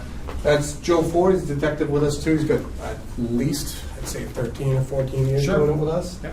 Tyler, he's been here for 8 years. 8 years, yep. Paul, he just came in with us a couple of years ago, but he was a detective in major crimes beforehand. This is Diane. Hello. She's been here 8 years, same with Tyler and same with Sarah. So everybody, collectively, we get some time in. I'm the rookie. I got 2.5 years supervising the crew. So it's pretty much out. Yeah, that's us. And so this is what we do. That's why I said whatever makes you squirm, right? So elder abuse, elder exploitation, anybody over the age of 65. We do child abuse, physical. Okay, we also do child sexual assault. Sexual assault of pretty much everyone. We do DPPC cases, which is the Disabled Person Protection Commission. They're an agency that works with the state. If someone with a disability, whether it be cognitive or physical, has been suspected to be the victim of a crime, that gets investigated. It gets a DA referral. If they think there might be a crime, the DA's office takes a look at it with the state police and says, yeah, this is something we might want to have investigated. It gets sent to us, and we do the investigations if it happens in Worcester. Domestic violence, we cover, we review every single domestic violence case that comes through the door for a call. And then any of those that require any kind of significant follow-up, we work directly with the YWCA in what's called the WIN program, which is the Worcester Intervention Network, and Diane is our liaison. She's our expert in the whole building on domestic violence. Missing persons, we do children and adults. We do human trafficking and the Sex Offender Registry Board. How many sex offenders do you think live in the city of Worcester? Registered. Registered. 100? Lots. Lots? Closer? 1,000? 30. There are over 800 registered sex offenders in the city of Worcester that work or live here in the city You're of Worcester. pretty close with that 1,000. Yeah. That's, I said registered, right? So there are definitely people that come and go that may live in another town, city, municipality, come into our city every day. Working under the table, not registering with them saying, oh, I got a job at Home Depot or whatever. So Tyler tracks all of them. And we work directly with the state, the Sex Offender Registry Board, to do whether it be compliance checks or violations or any of the like. Yes, that is what we do. We've gone through over the years, we've been called different things. We used to be family services, sexual assault unit. We've kind of combined all of those things together. We call the Special Crimes Division out of the Detective Bureau now, just because we encompass so many things that we do. Pretty much it's any kind of a crime against a person with these types of issues we kind of follow up with all the time. Our operations officers are usually the first on scene for most of this stuff, and then we follow up with all of these people. So this is the portion of the class where we do like to explain to our recruits, and especially to you today. I don't think we got to thank you yet for coming into your police department and taking this initiative and being here today.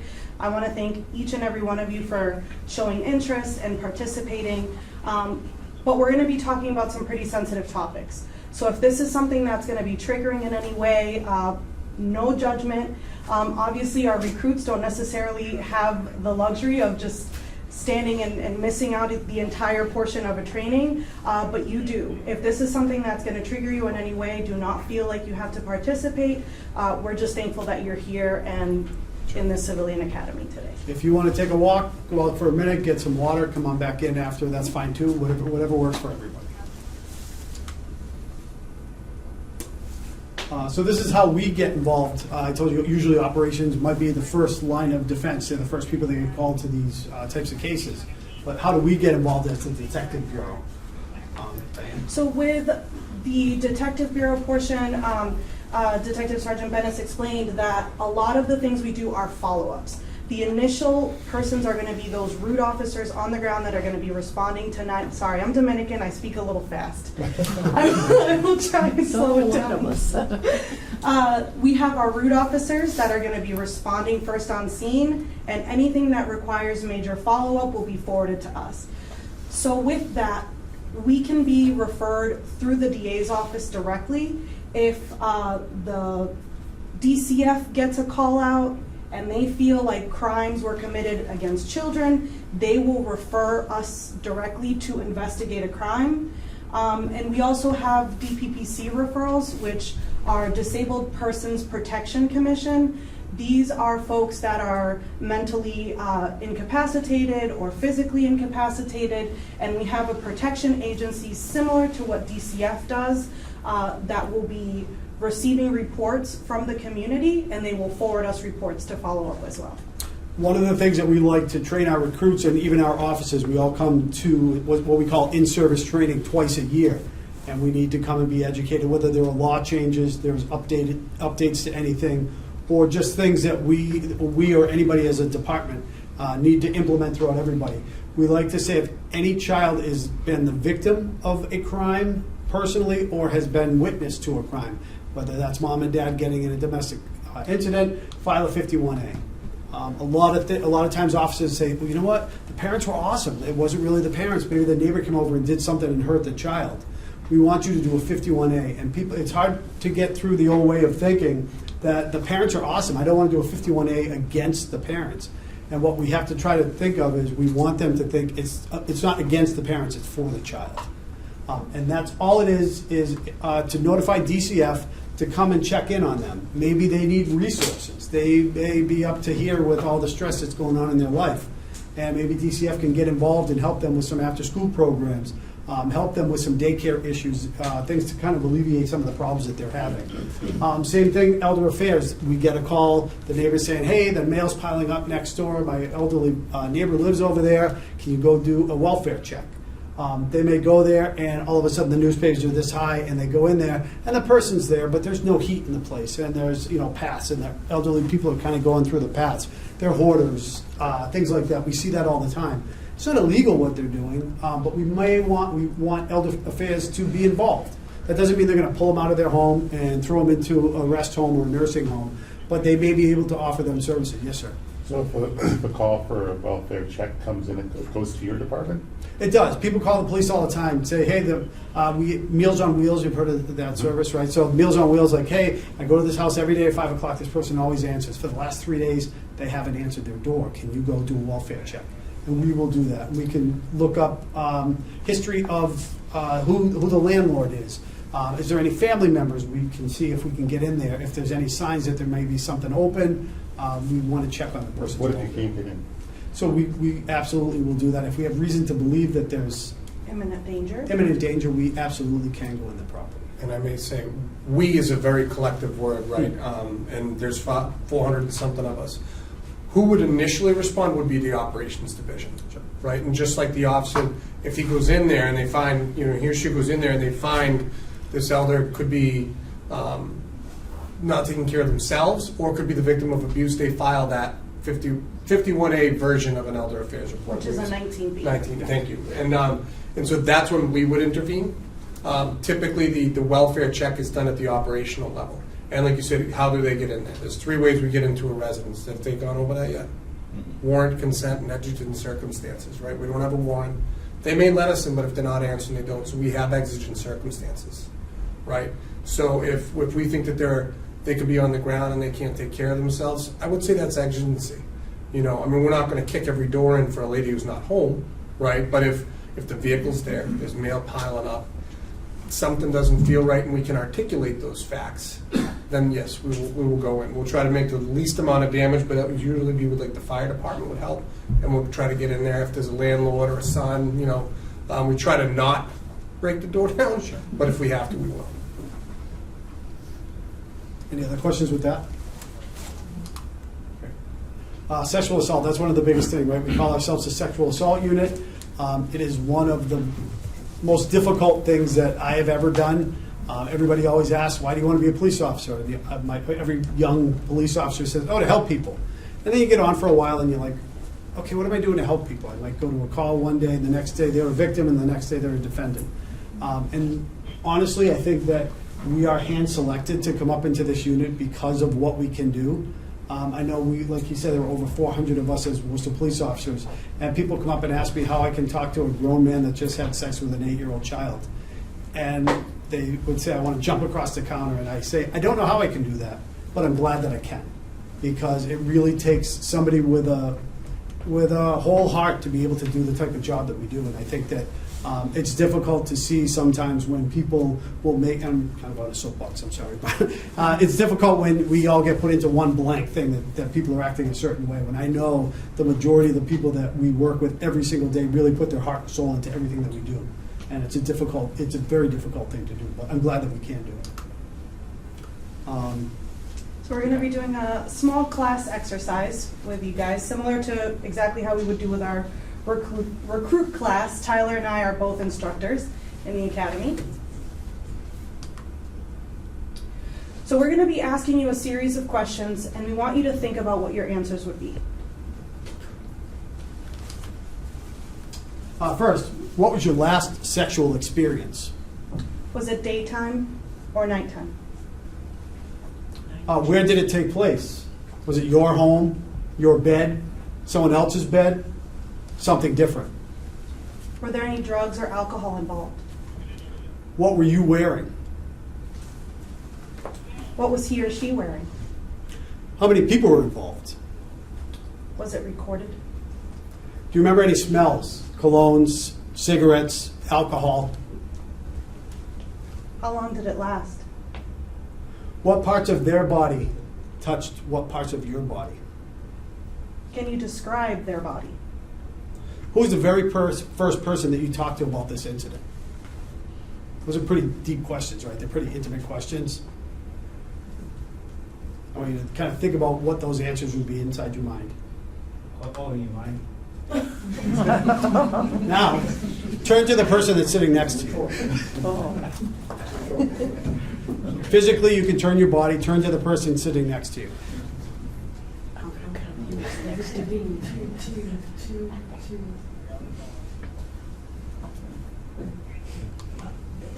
Answer those questions to the person sitting next to you. Stop. Don't do that. Do not do that. Don't do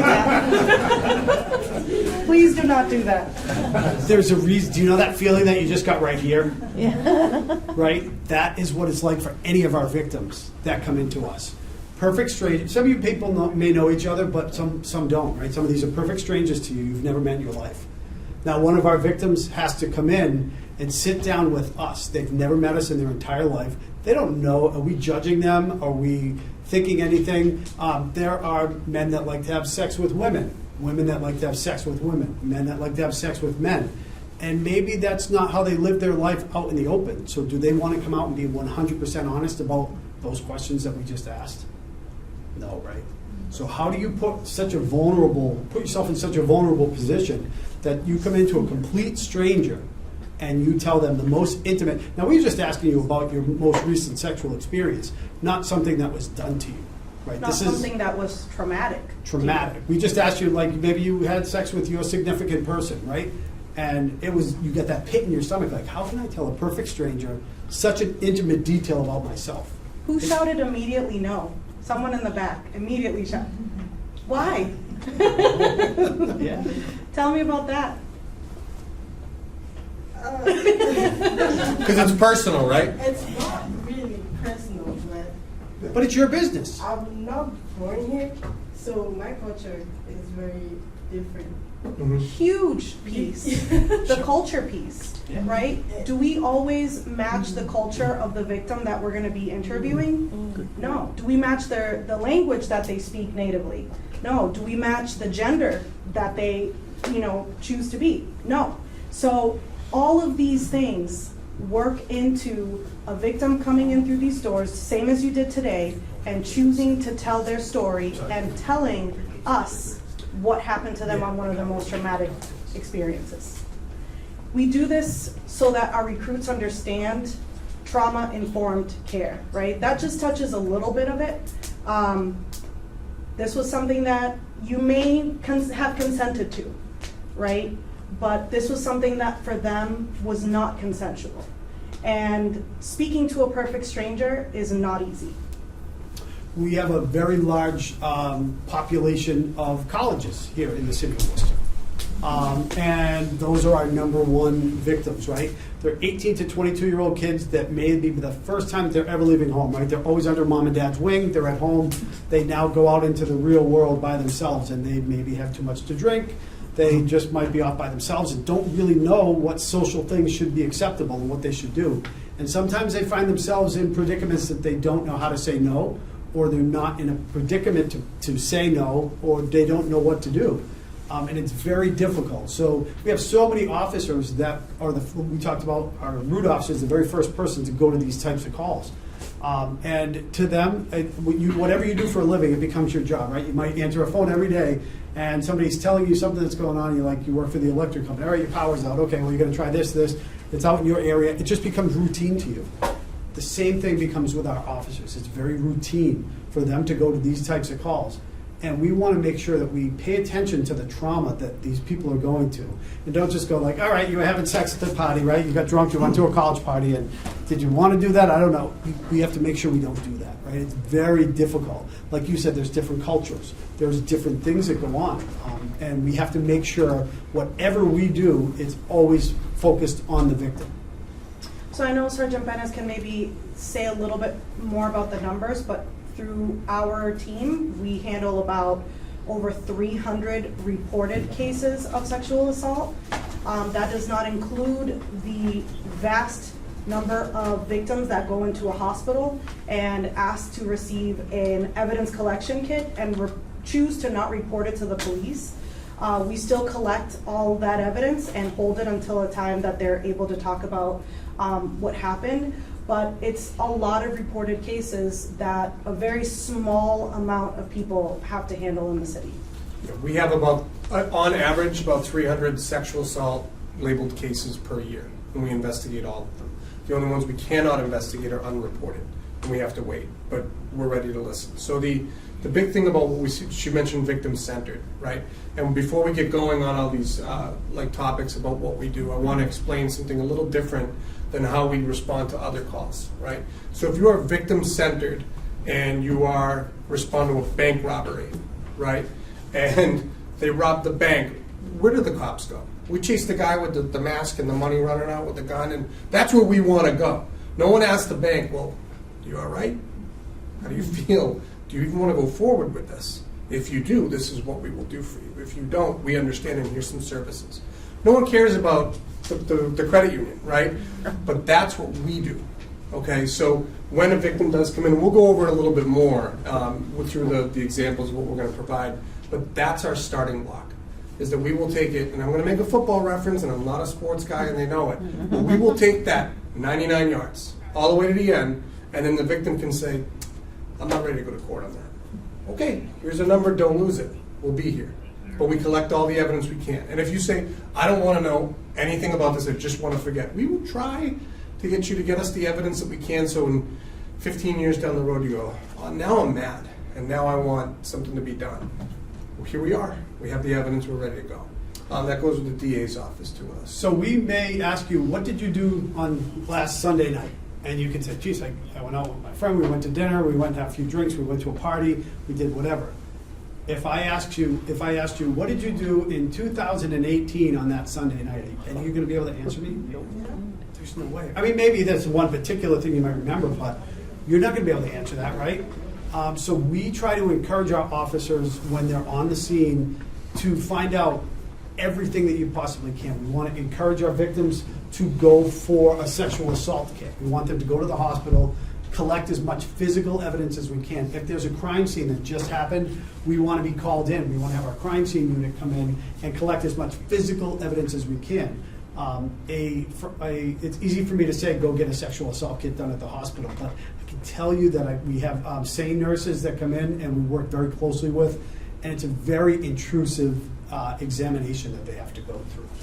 They comb every orifice in their body, and they look for cells, and they look for hair, and they look for semen, and they look for things that you just don't imagine that go on, right? But once we do, we collect as much physical evidence as we can. We then find out who was at the party.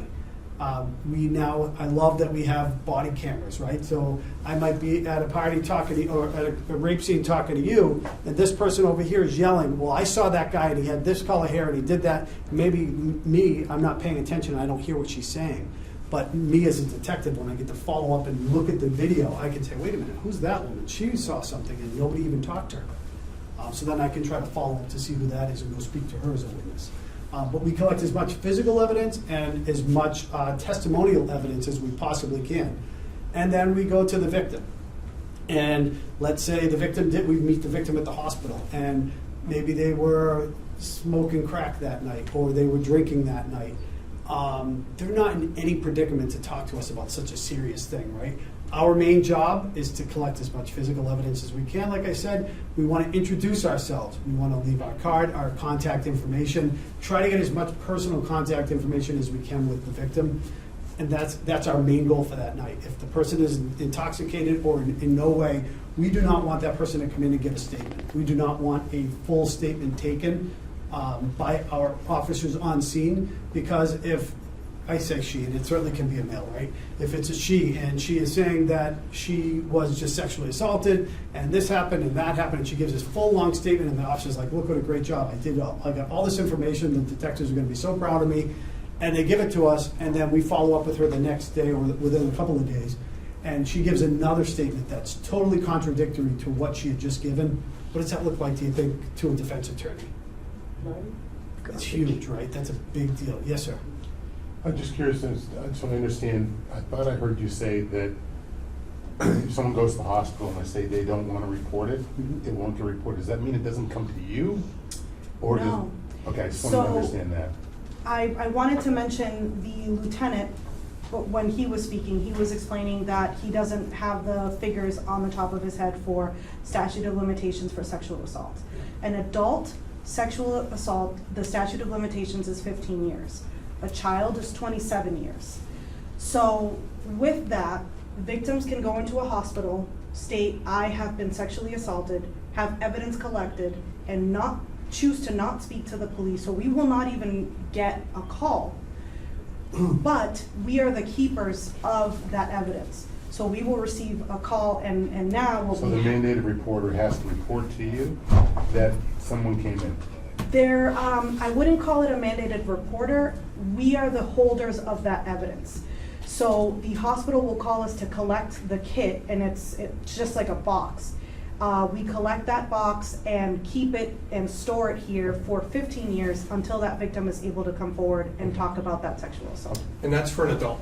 For If an a child adult. is a victim of a sexual assault, whether or not the child wants to, a 51A is still filed on their behalf, Yes. right? So as an adult, you have all is freedom in America, and one of them is to choose to not report a crime, just as much. So, as much as we would prefer that they do, that's their choice, and we respect that. So we won't get it on an evidence sheet. Now, they get a number, and it's collected, and that information is somewhere within the HIPAA world that we don't access unless we have a warrant and permission. So we don't get that information, but it's available when they're ready. And it's 26 years or 20, how many years? 27. 27 from recall, because if it's so traumatic, someone represses something for 10 or 15 years, it's from the point of recall. So that can vary, because one of the things that works into play as well is, which I love, is whether or not the suspect left the state, which adds time to the back end of a child's sexual If they assault. move to New Hampshire for 10 years, and then they come back, the clock starts when they come back. So that 10 years doesn't count. The statute of limitations could be its own class, because Yeah. it's still, we still have to call the DA and be like, hey, we Yes. think we're good, but, Yeah. and we'd have to go back and forth, and that's its own process, which we work with a lot. But these rape kits, that's why there's been a lot of discussion in the news about, police departments that have huge stockpiles of rape kits and nothing's been done with them, which sounds really awful when you just hear that in the, Sure. absence of other information, but you're explaining why that happens. But you don't go through those kits, so if there was, for example, a serial rapist, but people didn't want to pursue, you don't go through and compare DNA and stuff with rape kits. CODIS is amazing, right? And so that still gets uploaded into CODIS. It does, okay. So if victim number 1 didn't want to say anything, but victims number 2 through 27 did, victim number 1's going to get contacted. Okay. Okay? It And I know you had a depends question. on whether or not it was reported. Correct. They might get contacted through like an agency, but it may not be us. So the rape kits, even if someone is not reporting, you do upload that DNA from the rape kit. If a victim chooses not to report it, that means police was literally not notified or called. But you got the rape kit. We have the rape kits, But you which are haven't- not tested. And we do not have a Yes. name associated Because with we that. have no name, we have no Understood. no So follow-up. if you had a series of women who didn't choose to report, there could be a serial rapist, but you guys have not uploaded that DNA. Correct. Okay. Yeah, very good point. Yeah. Are the Worcester colleges mandated to report to Worcester Police? No. Worcester, the college police departments and such? No. So the sergeant was saying that everything is driven on the victim, right?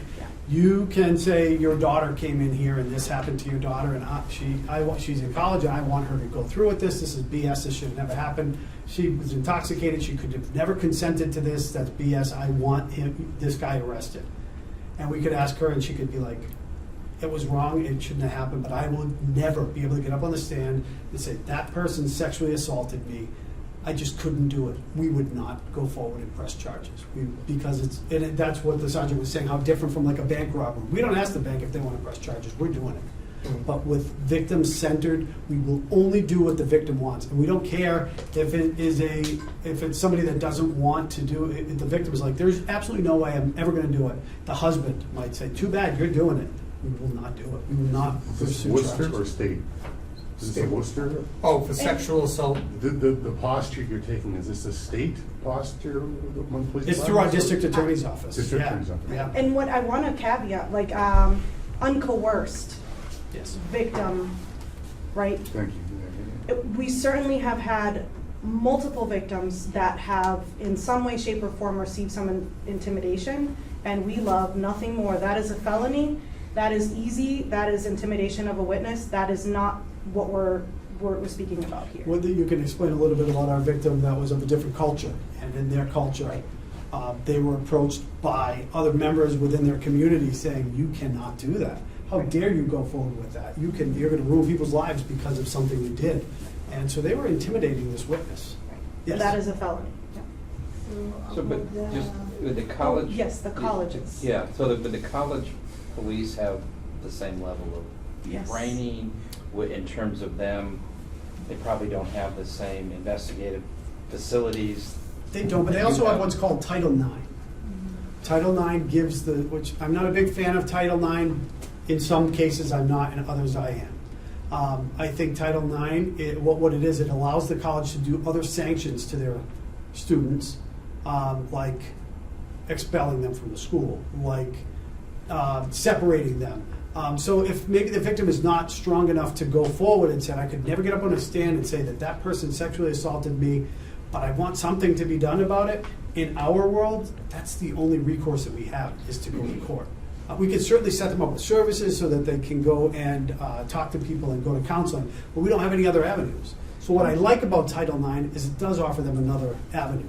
But it also, a school's a business, right? So when I think about it that way, I'm like, you're going to send your kid to X school, and you start Googling X school, and then all of a sudden, look at all the rapes that happen there. I didn't want my daughter going to that school. And why do you think they want to cover it up? Because who wants to be known as the rape school, right? So it's difficult. Yeah, I know you had a College, question. sorry, I was just gonna say, college detectives receive the same certification that we would have to Sure. participate in, and they have the full capacity to investigate their own crimes. What I do explain to people when we have had those calls of saying, why was this child meant to write an essay instead of being criminally charged? Whatever the outcome was that they decided, we as Worcester Police do have jurisdiction over the entire city of Worcester, and any crime can be reported to us. But obviously, the colleges have jurisdiction over the college, and what they choose to do with that investigation is on them. And I have to imagine that's a relationship building between you Sure. and those at the colleges as well. Yeah, sometimes those detectives will reach out to us for, we can help with things, absolutely. We're there to help, more than happy to help. Sexual assault myths. So that is a phenomenal segue, right? What are some myths that we have in our society about a sexual assault? Just say no. Did the victim say no? I can tell you that that's not always the case. And we don't always need that. A victim can say no in many different ways, right? We have fight. When we're in a dangerous situation, we have fight, flight, but people forget freeze. Just because a victim is not saying anything, not doing anything, doesn't necessarily mean that they're consenting to it. So it's a little bit more complicated, and that's why these cases are how they are. It's a gray area every single time. What we say to people is, why didn't they just come forward? I can tell you, children, adults will say they were sexually assaulted multiple times. It just takes that one person who takes them seriously and come to us and gets that ball rolling. We have had multiple cases where they told a teacher, they told a trusted friend, it wasn't until they spoke to that one guidance counselor. That guidance counselor filed a 51A and got us going. So although I want to say, yes, it would be so easy to just be clear cut, just say no, it's not always the case. And we know that in a traumatic situation, we react differently every time.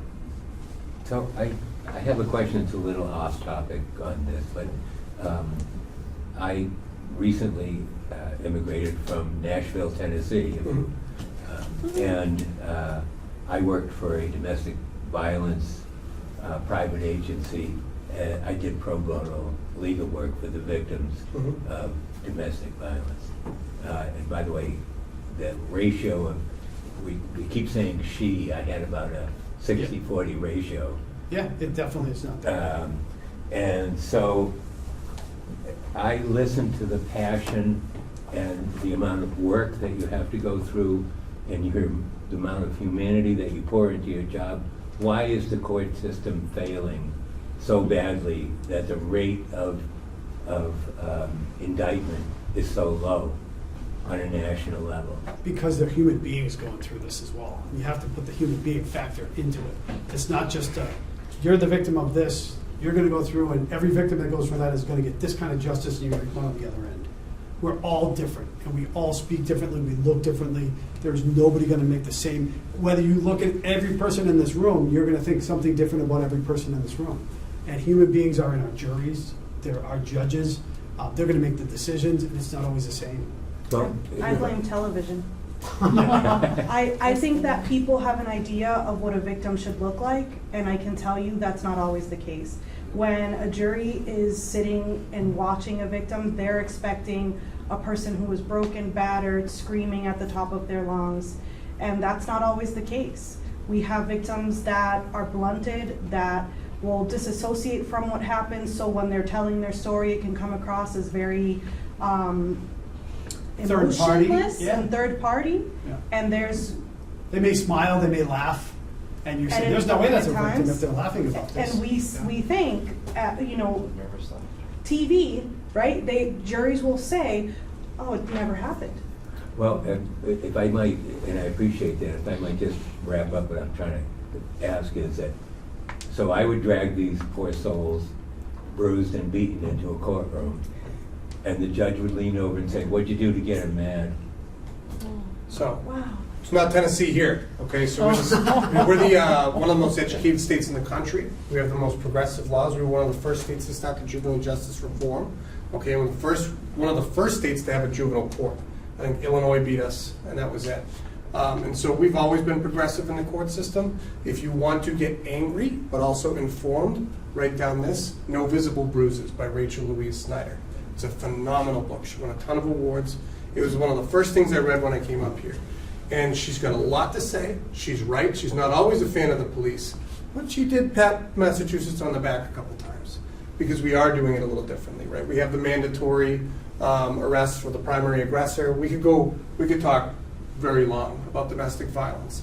Can you repeat the lady's name? And No Visible Bruises by Rachel Louise Snyder. And the other one that I'm going to leave you guys with that's going to depress you but also keep your kids safe, it's called Predators by Dr. Anna Salter.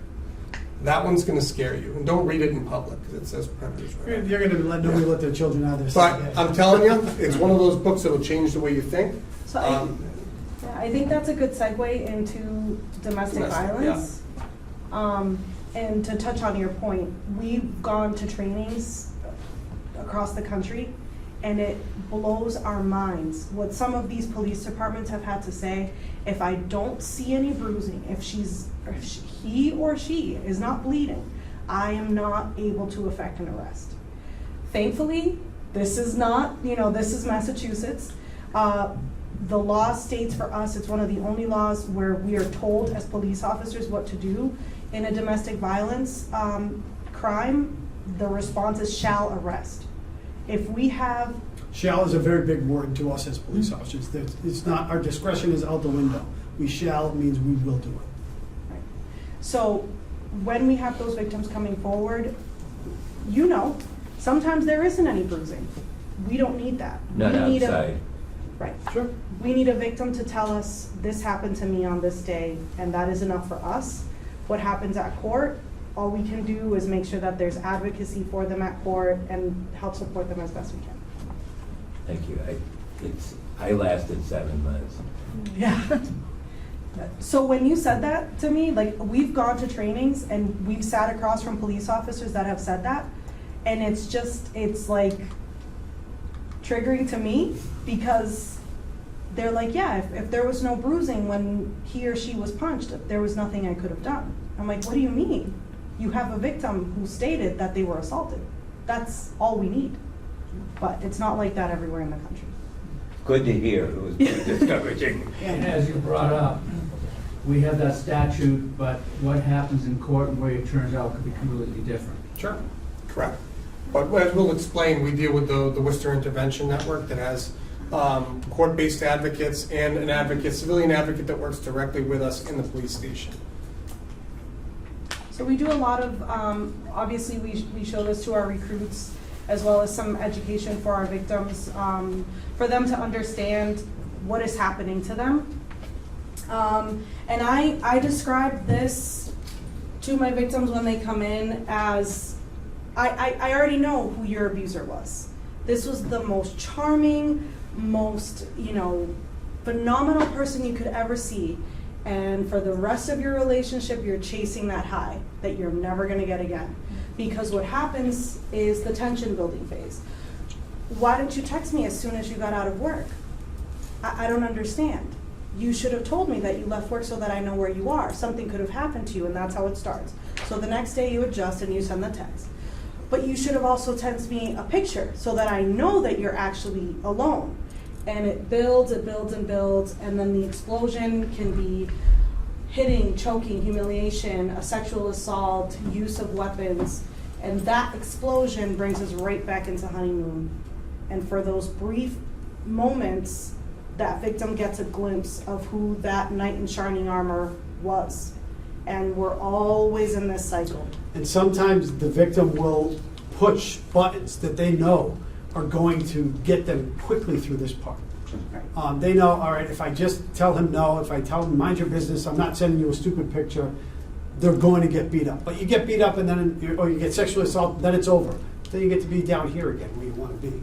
So it's quick to get through this part, and then you know you're right back to the honeymoon stage again. We explain this to our officers so that they understand this cycle. We may notice it, but the victim might not. So if you're an officer and you're going to the same house over and over and over, and you're just like, why don't you just leave, right? They don't see it. They cannot see it because they're always looking for that beautiful person that they fell in love with. And there's all those factors that are mirrored, you know, he's fine when he or she is fine when they're sober. Yes, Or yep. they're not, or they're all under the influence, and et cetera, all the different mirrored I things. knew that I should have had dinner ready. I know that he doesn't like when I tell him no. I know that he doesn't do that. And again, I'm saying he, and it's not always that way, right? There certainly are male victims. Rachel Louise Snyder's book talks about this, right? And she actually says that calling it domestic violence softens what this is. She calls it intimate partner terrorism because you're creating a fear response to get a behavior, right? And when if a stranger came into your house and threw you down a set of stairs and broke 4 bones, you want that guy going to prison. What's the difference with a boyfriend? Why do we treat it differently? But we do. And that's nationwide. I have to say Massachusetts does a better job at it, but that's why we say domestic violence because we're in a classroom and that's what everybody knows, but it's intimate partner violence.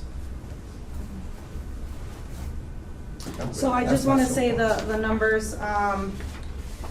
What we investigate can be a little bit different, but on average, year to year, we run about a little under 3,000 incidences of domestic violence, but that could include the whole gamut of what a domestic violence relationship could be. So it could be a roommate. Roommates are considered a domestic partnership. Boyfriend and girlfriend or spouses runs about 1,000 cases every year on average. So we have a lot, unfortunately. This is one of the other areas that we cover, both child and sexual assault, commercial sexual exploitation. And this is where he was saying, going to the hotel and knowing that something was going on, but what do you do? Who do you call? These are things that, again, it's such a big problem we have. And we look at where does this type of stuff happen? Where do you think it happens? Every year, there's a huge number that happens. Where do you think that happens? Huge number of sexual, human trafficking. We see the same thing and it happens every single year, Super Bowl.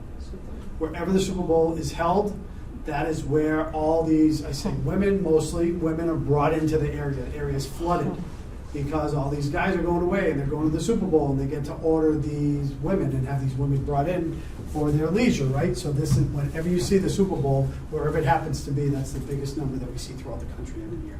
This is national, international. All of it. Yeah. And it's everywhere. Yep. We just, the lieutenant just talked about the murder that we had down on Pleasant Street with the Asian woman that just died down there. Yes, sir. In the Army, I did 21 years, but in the Army, we always did human trafficking once a year. We always did sexual harassment twice a year.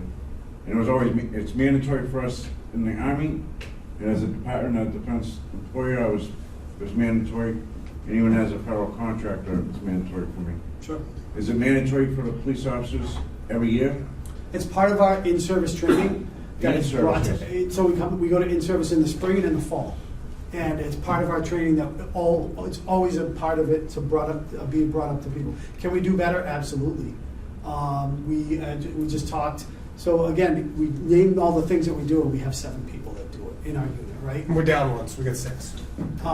So all of these things, we have one detective that deals with this. Diane deals with domestic violence, I deal with sex offenders.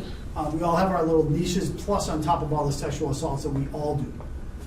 And missing persons, all that stuff comes into play. So we could probably use 20 more people to really tackle this stuff.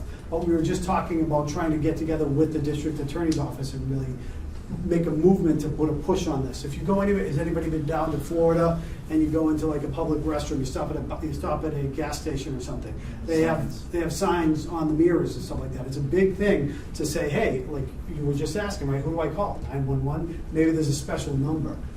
And so if we really get a push together between the district attorney's office and us, we are the second largest city in New England. We would love to have a bigger hand in this. We're definitely, I mean, we're spread very thin, but you can see that we're all very passionate. And the others are just like us that work in our group. And spoiler alert, January is Human Trafficking Awareness Month, so we will be doing something. One of the things you said, if I can't call 911 and you don't feel like you're going to get the right response, we do have text that's in. I don't know the number offhand, but I'm sure it's plastered on every bus, and I'm sure we can get it for you folks if you need it. But you can text that. It goes into this really cool system. You can send videos, pictures, and we can read it. I mean, again, we are short-staffed, so it's not every day, every minute, but I at least take a check on it every couple of days, make sure if there's anything that relates to my issues, we try to address that. And with this, one of the biggest pieces to keep in mind is, again, the education. These abusers do a really great job of convincing these victims that they're not victims, because sometimes they are allowed to participate in the monetary advantages of the human trafficking. They don't see themselves as a victim. They think because I got some money from this, I participated and the police is going to be after me. So that's the very hard work that they have done to continue their criminal operations. Obviously, we don't see them as, human traffickers. We see them as victims. And with these cases, they take a very long time, and again, relationship building. Because Sarah, who you saw in the picture earlier, she's been working with some of these young ladies for years, to the point where they're able to say, okay, this is what was actually done, this is the head of what was being done to me, and that takes a long time. Some of the training that we talk to our officers about is when you go out and you see somebody that's a victim, and it's a young girl that maybe is in DCF custody, or she may live in a poor community within the city, and she's got her nails done, and she's got the latest iPhone, and she's got the newest expensive sneakers, and her clothes are all nice. Do you think that her parents gave her the money to buy those things? Do you think they had the means to give her that? No, right? Somebody's giving her all those nice things, and I promise you that they're not doing it out of the kindness of their heart, right? There's something that they're getting out of this young lady.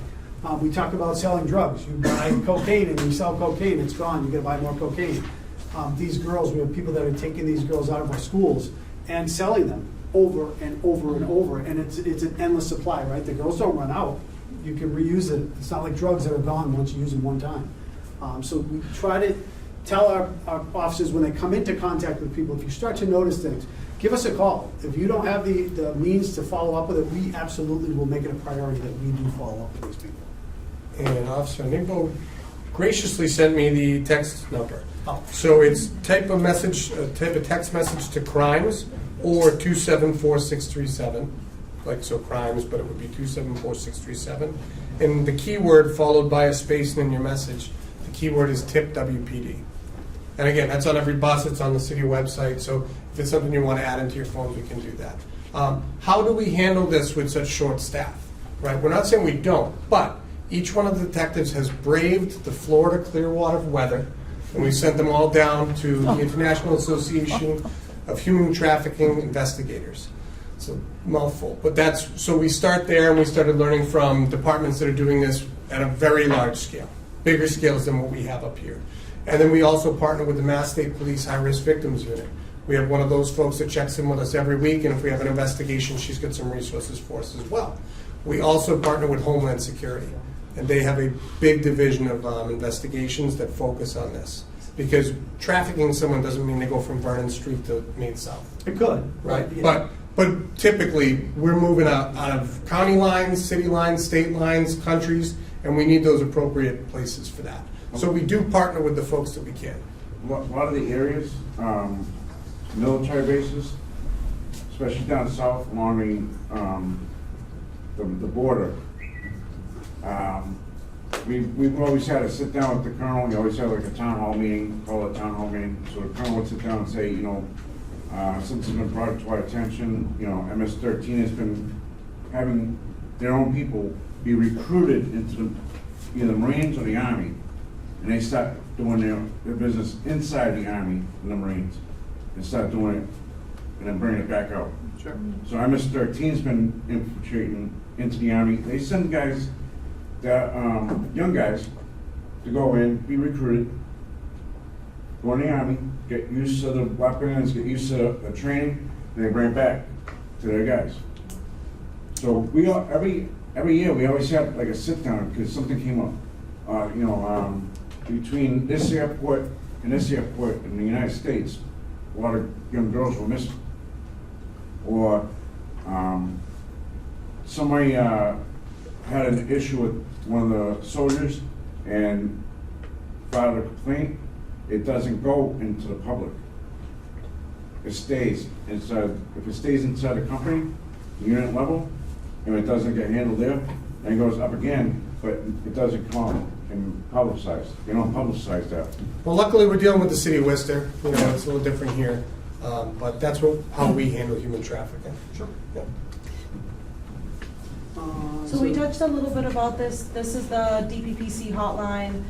We get those cases from the Disabled Persons Protection Commission, and it'll be an elder that's potentially being abused by a PCA or a family member, whether it was domestic violence, sexual assault, or a financial crime. We would investigate these crimes by meeting with that person. If they're working with a caseworker, we have to determine whether or not they have their own guardian, and work from there.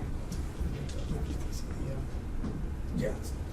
So we also, with a lot of these cases, DPPC and child cases, the bulk of our work is crimes against children. And so we work with the Worcester CAC, the Child Advocacy Center.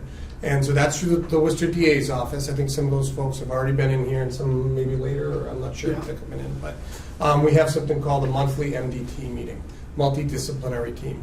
We do teamwork. We are not in a silo. And what happens is if we have a case that comes up in the Worcester County area and it's one of ours, and a child gets sexually assaulted by a family member, we are not going to just investigate this on our own. We're going to investigate it with the UMass Child Pediatrics. I forget that. There's so many acronyms. I know, yeah. But there's a pediatrics division of emergency room doctors that work just on child abuse cases. They are trained on these types of things. That's what they do. And they are experts in the field and have judicial review. They're amazing. And they sit at the table with us. And then we also have DCF, but not just a DCF worker. We have their manager and their head manager. We have DCF lawyers on scene. And we have all the other collective counselors. Yep. So we have the people from Seven Hills Foundation that do all the counseling after, right? And then we have all the district attorney's office people that would be involved, including advocates. So that's one way that we just really, when I say we work as a team, it is not just us doing these cases. And then SORB. So I told you there's over 800 sex offenders that are registered here in the city of Worcester. If they are a level 1, being least likely to offend, 3 being most likely to reoffend.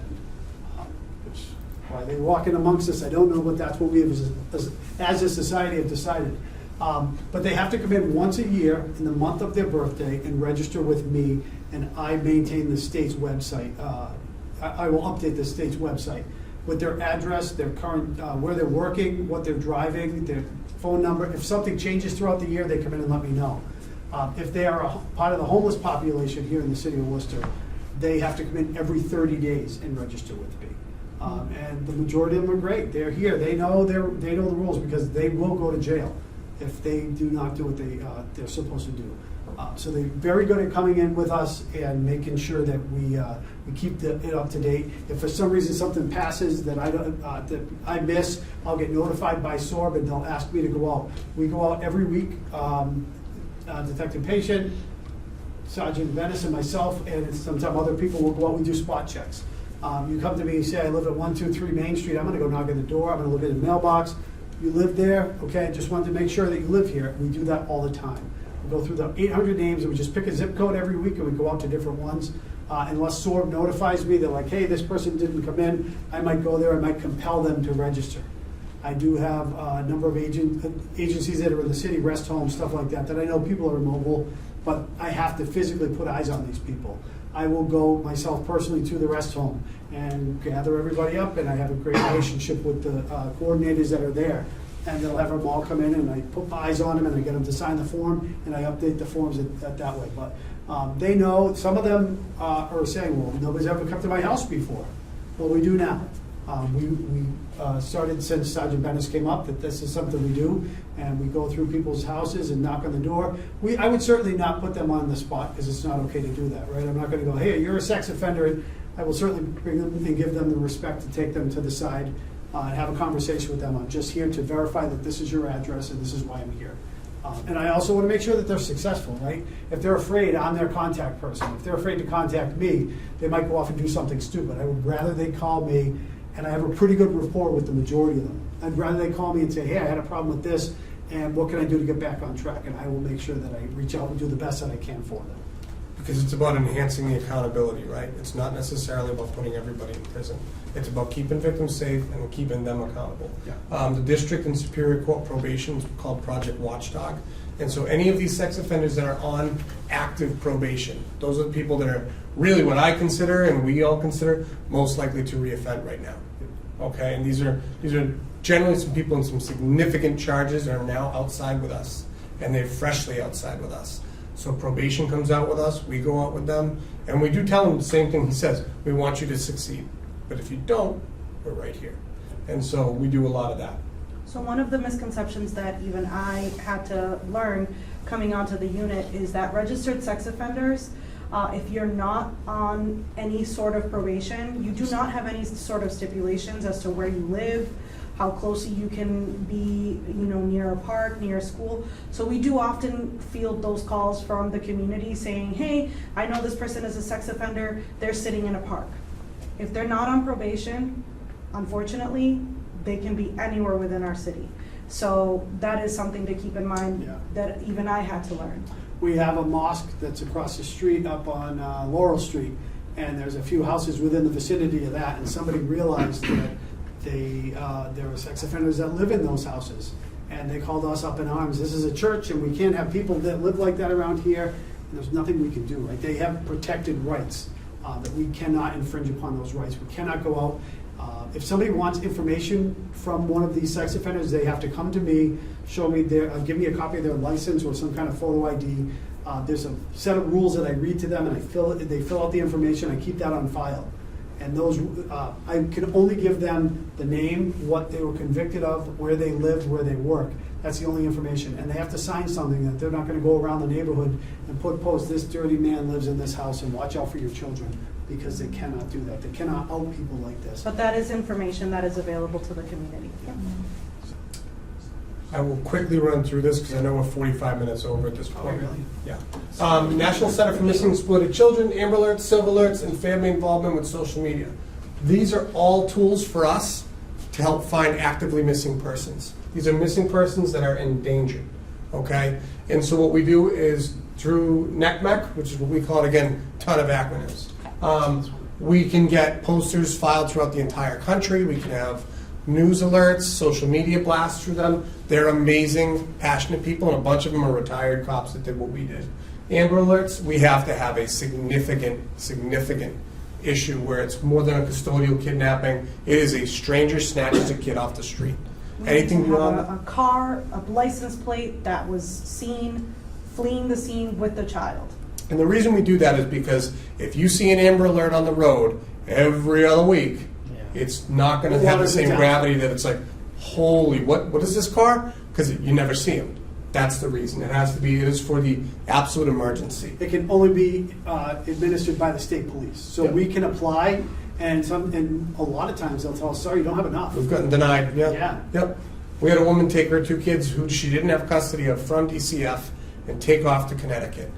We caught her in New York, but it was not through Amber Alert. And the state police colonel I was talking was like, I love what you're saying, man, but it's not enough. This is what I'm going to do instead. And he helped us out, but we couldn't use that. Silver alerts are the same issue, but for elderly and disabled persons. And family involvement in social media is really where the rubber meets the road. That's where we are getting on our social media, helping them with theirs, talking to family members. Family are the people that know this person best, so we work directly with them.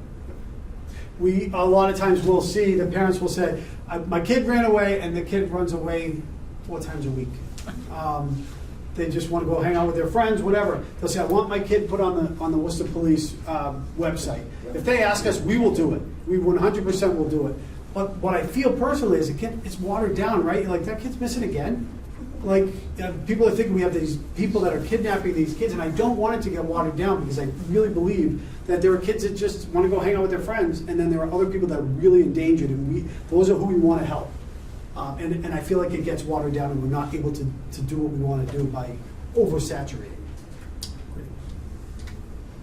These are who we want. Yeah, so like I said, you don't want to be a cop to do it, but we are hiring. These are the people that we work with on a very consistent basis. I know we're 45 minutes, almost an hour over. If anybody has any other questions, I'm working until midnight. I'll stay right here and walk you down after. Thank you very much. Thank you.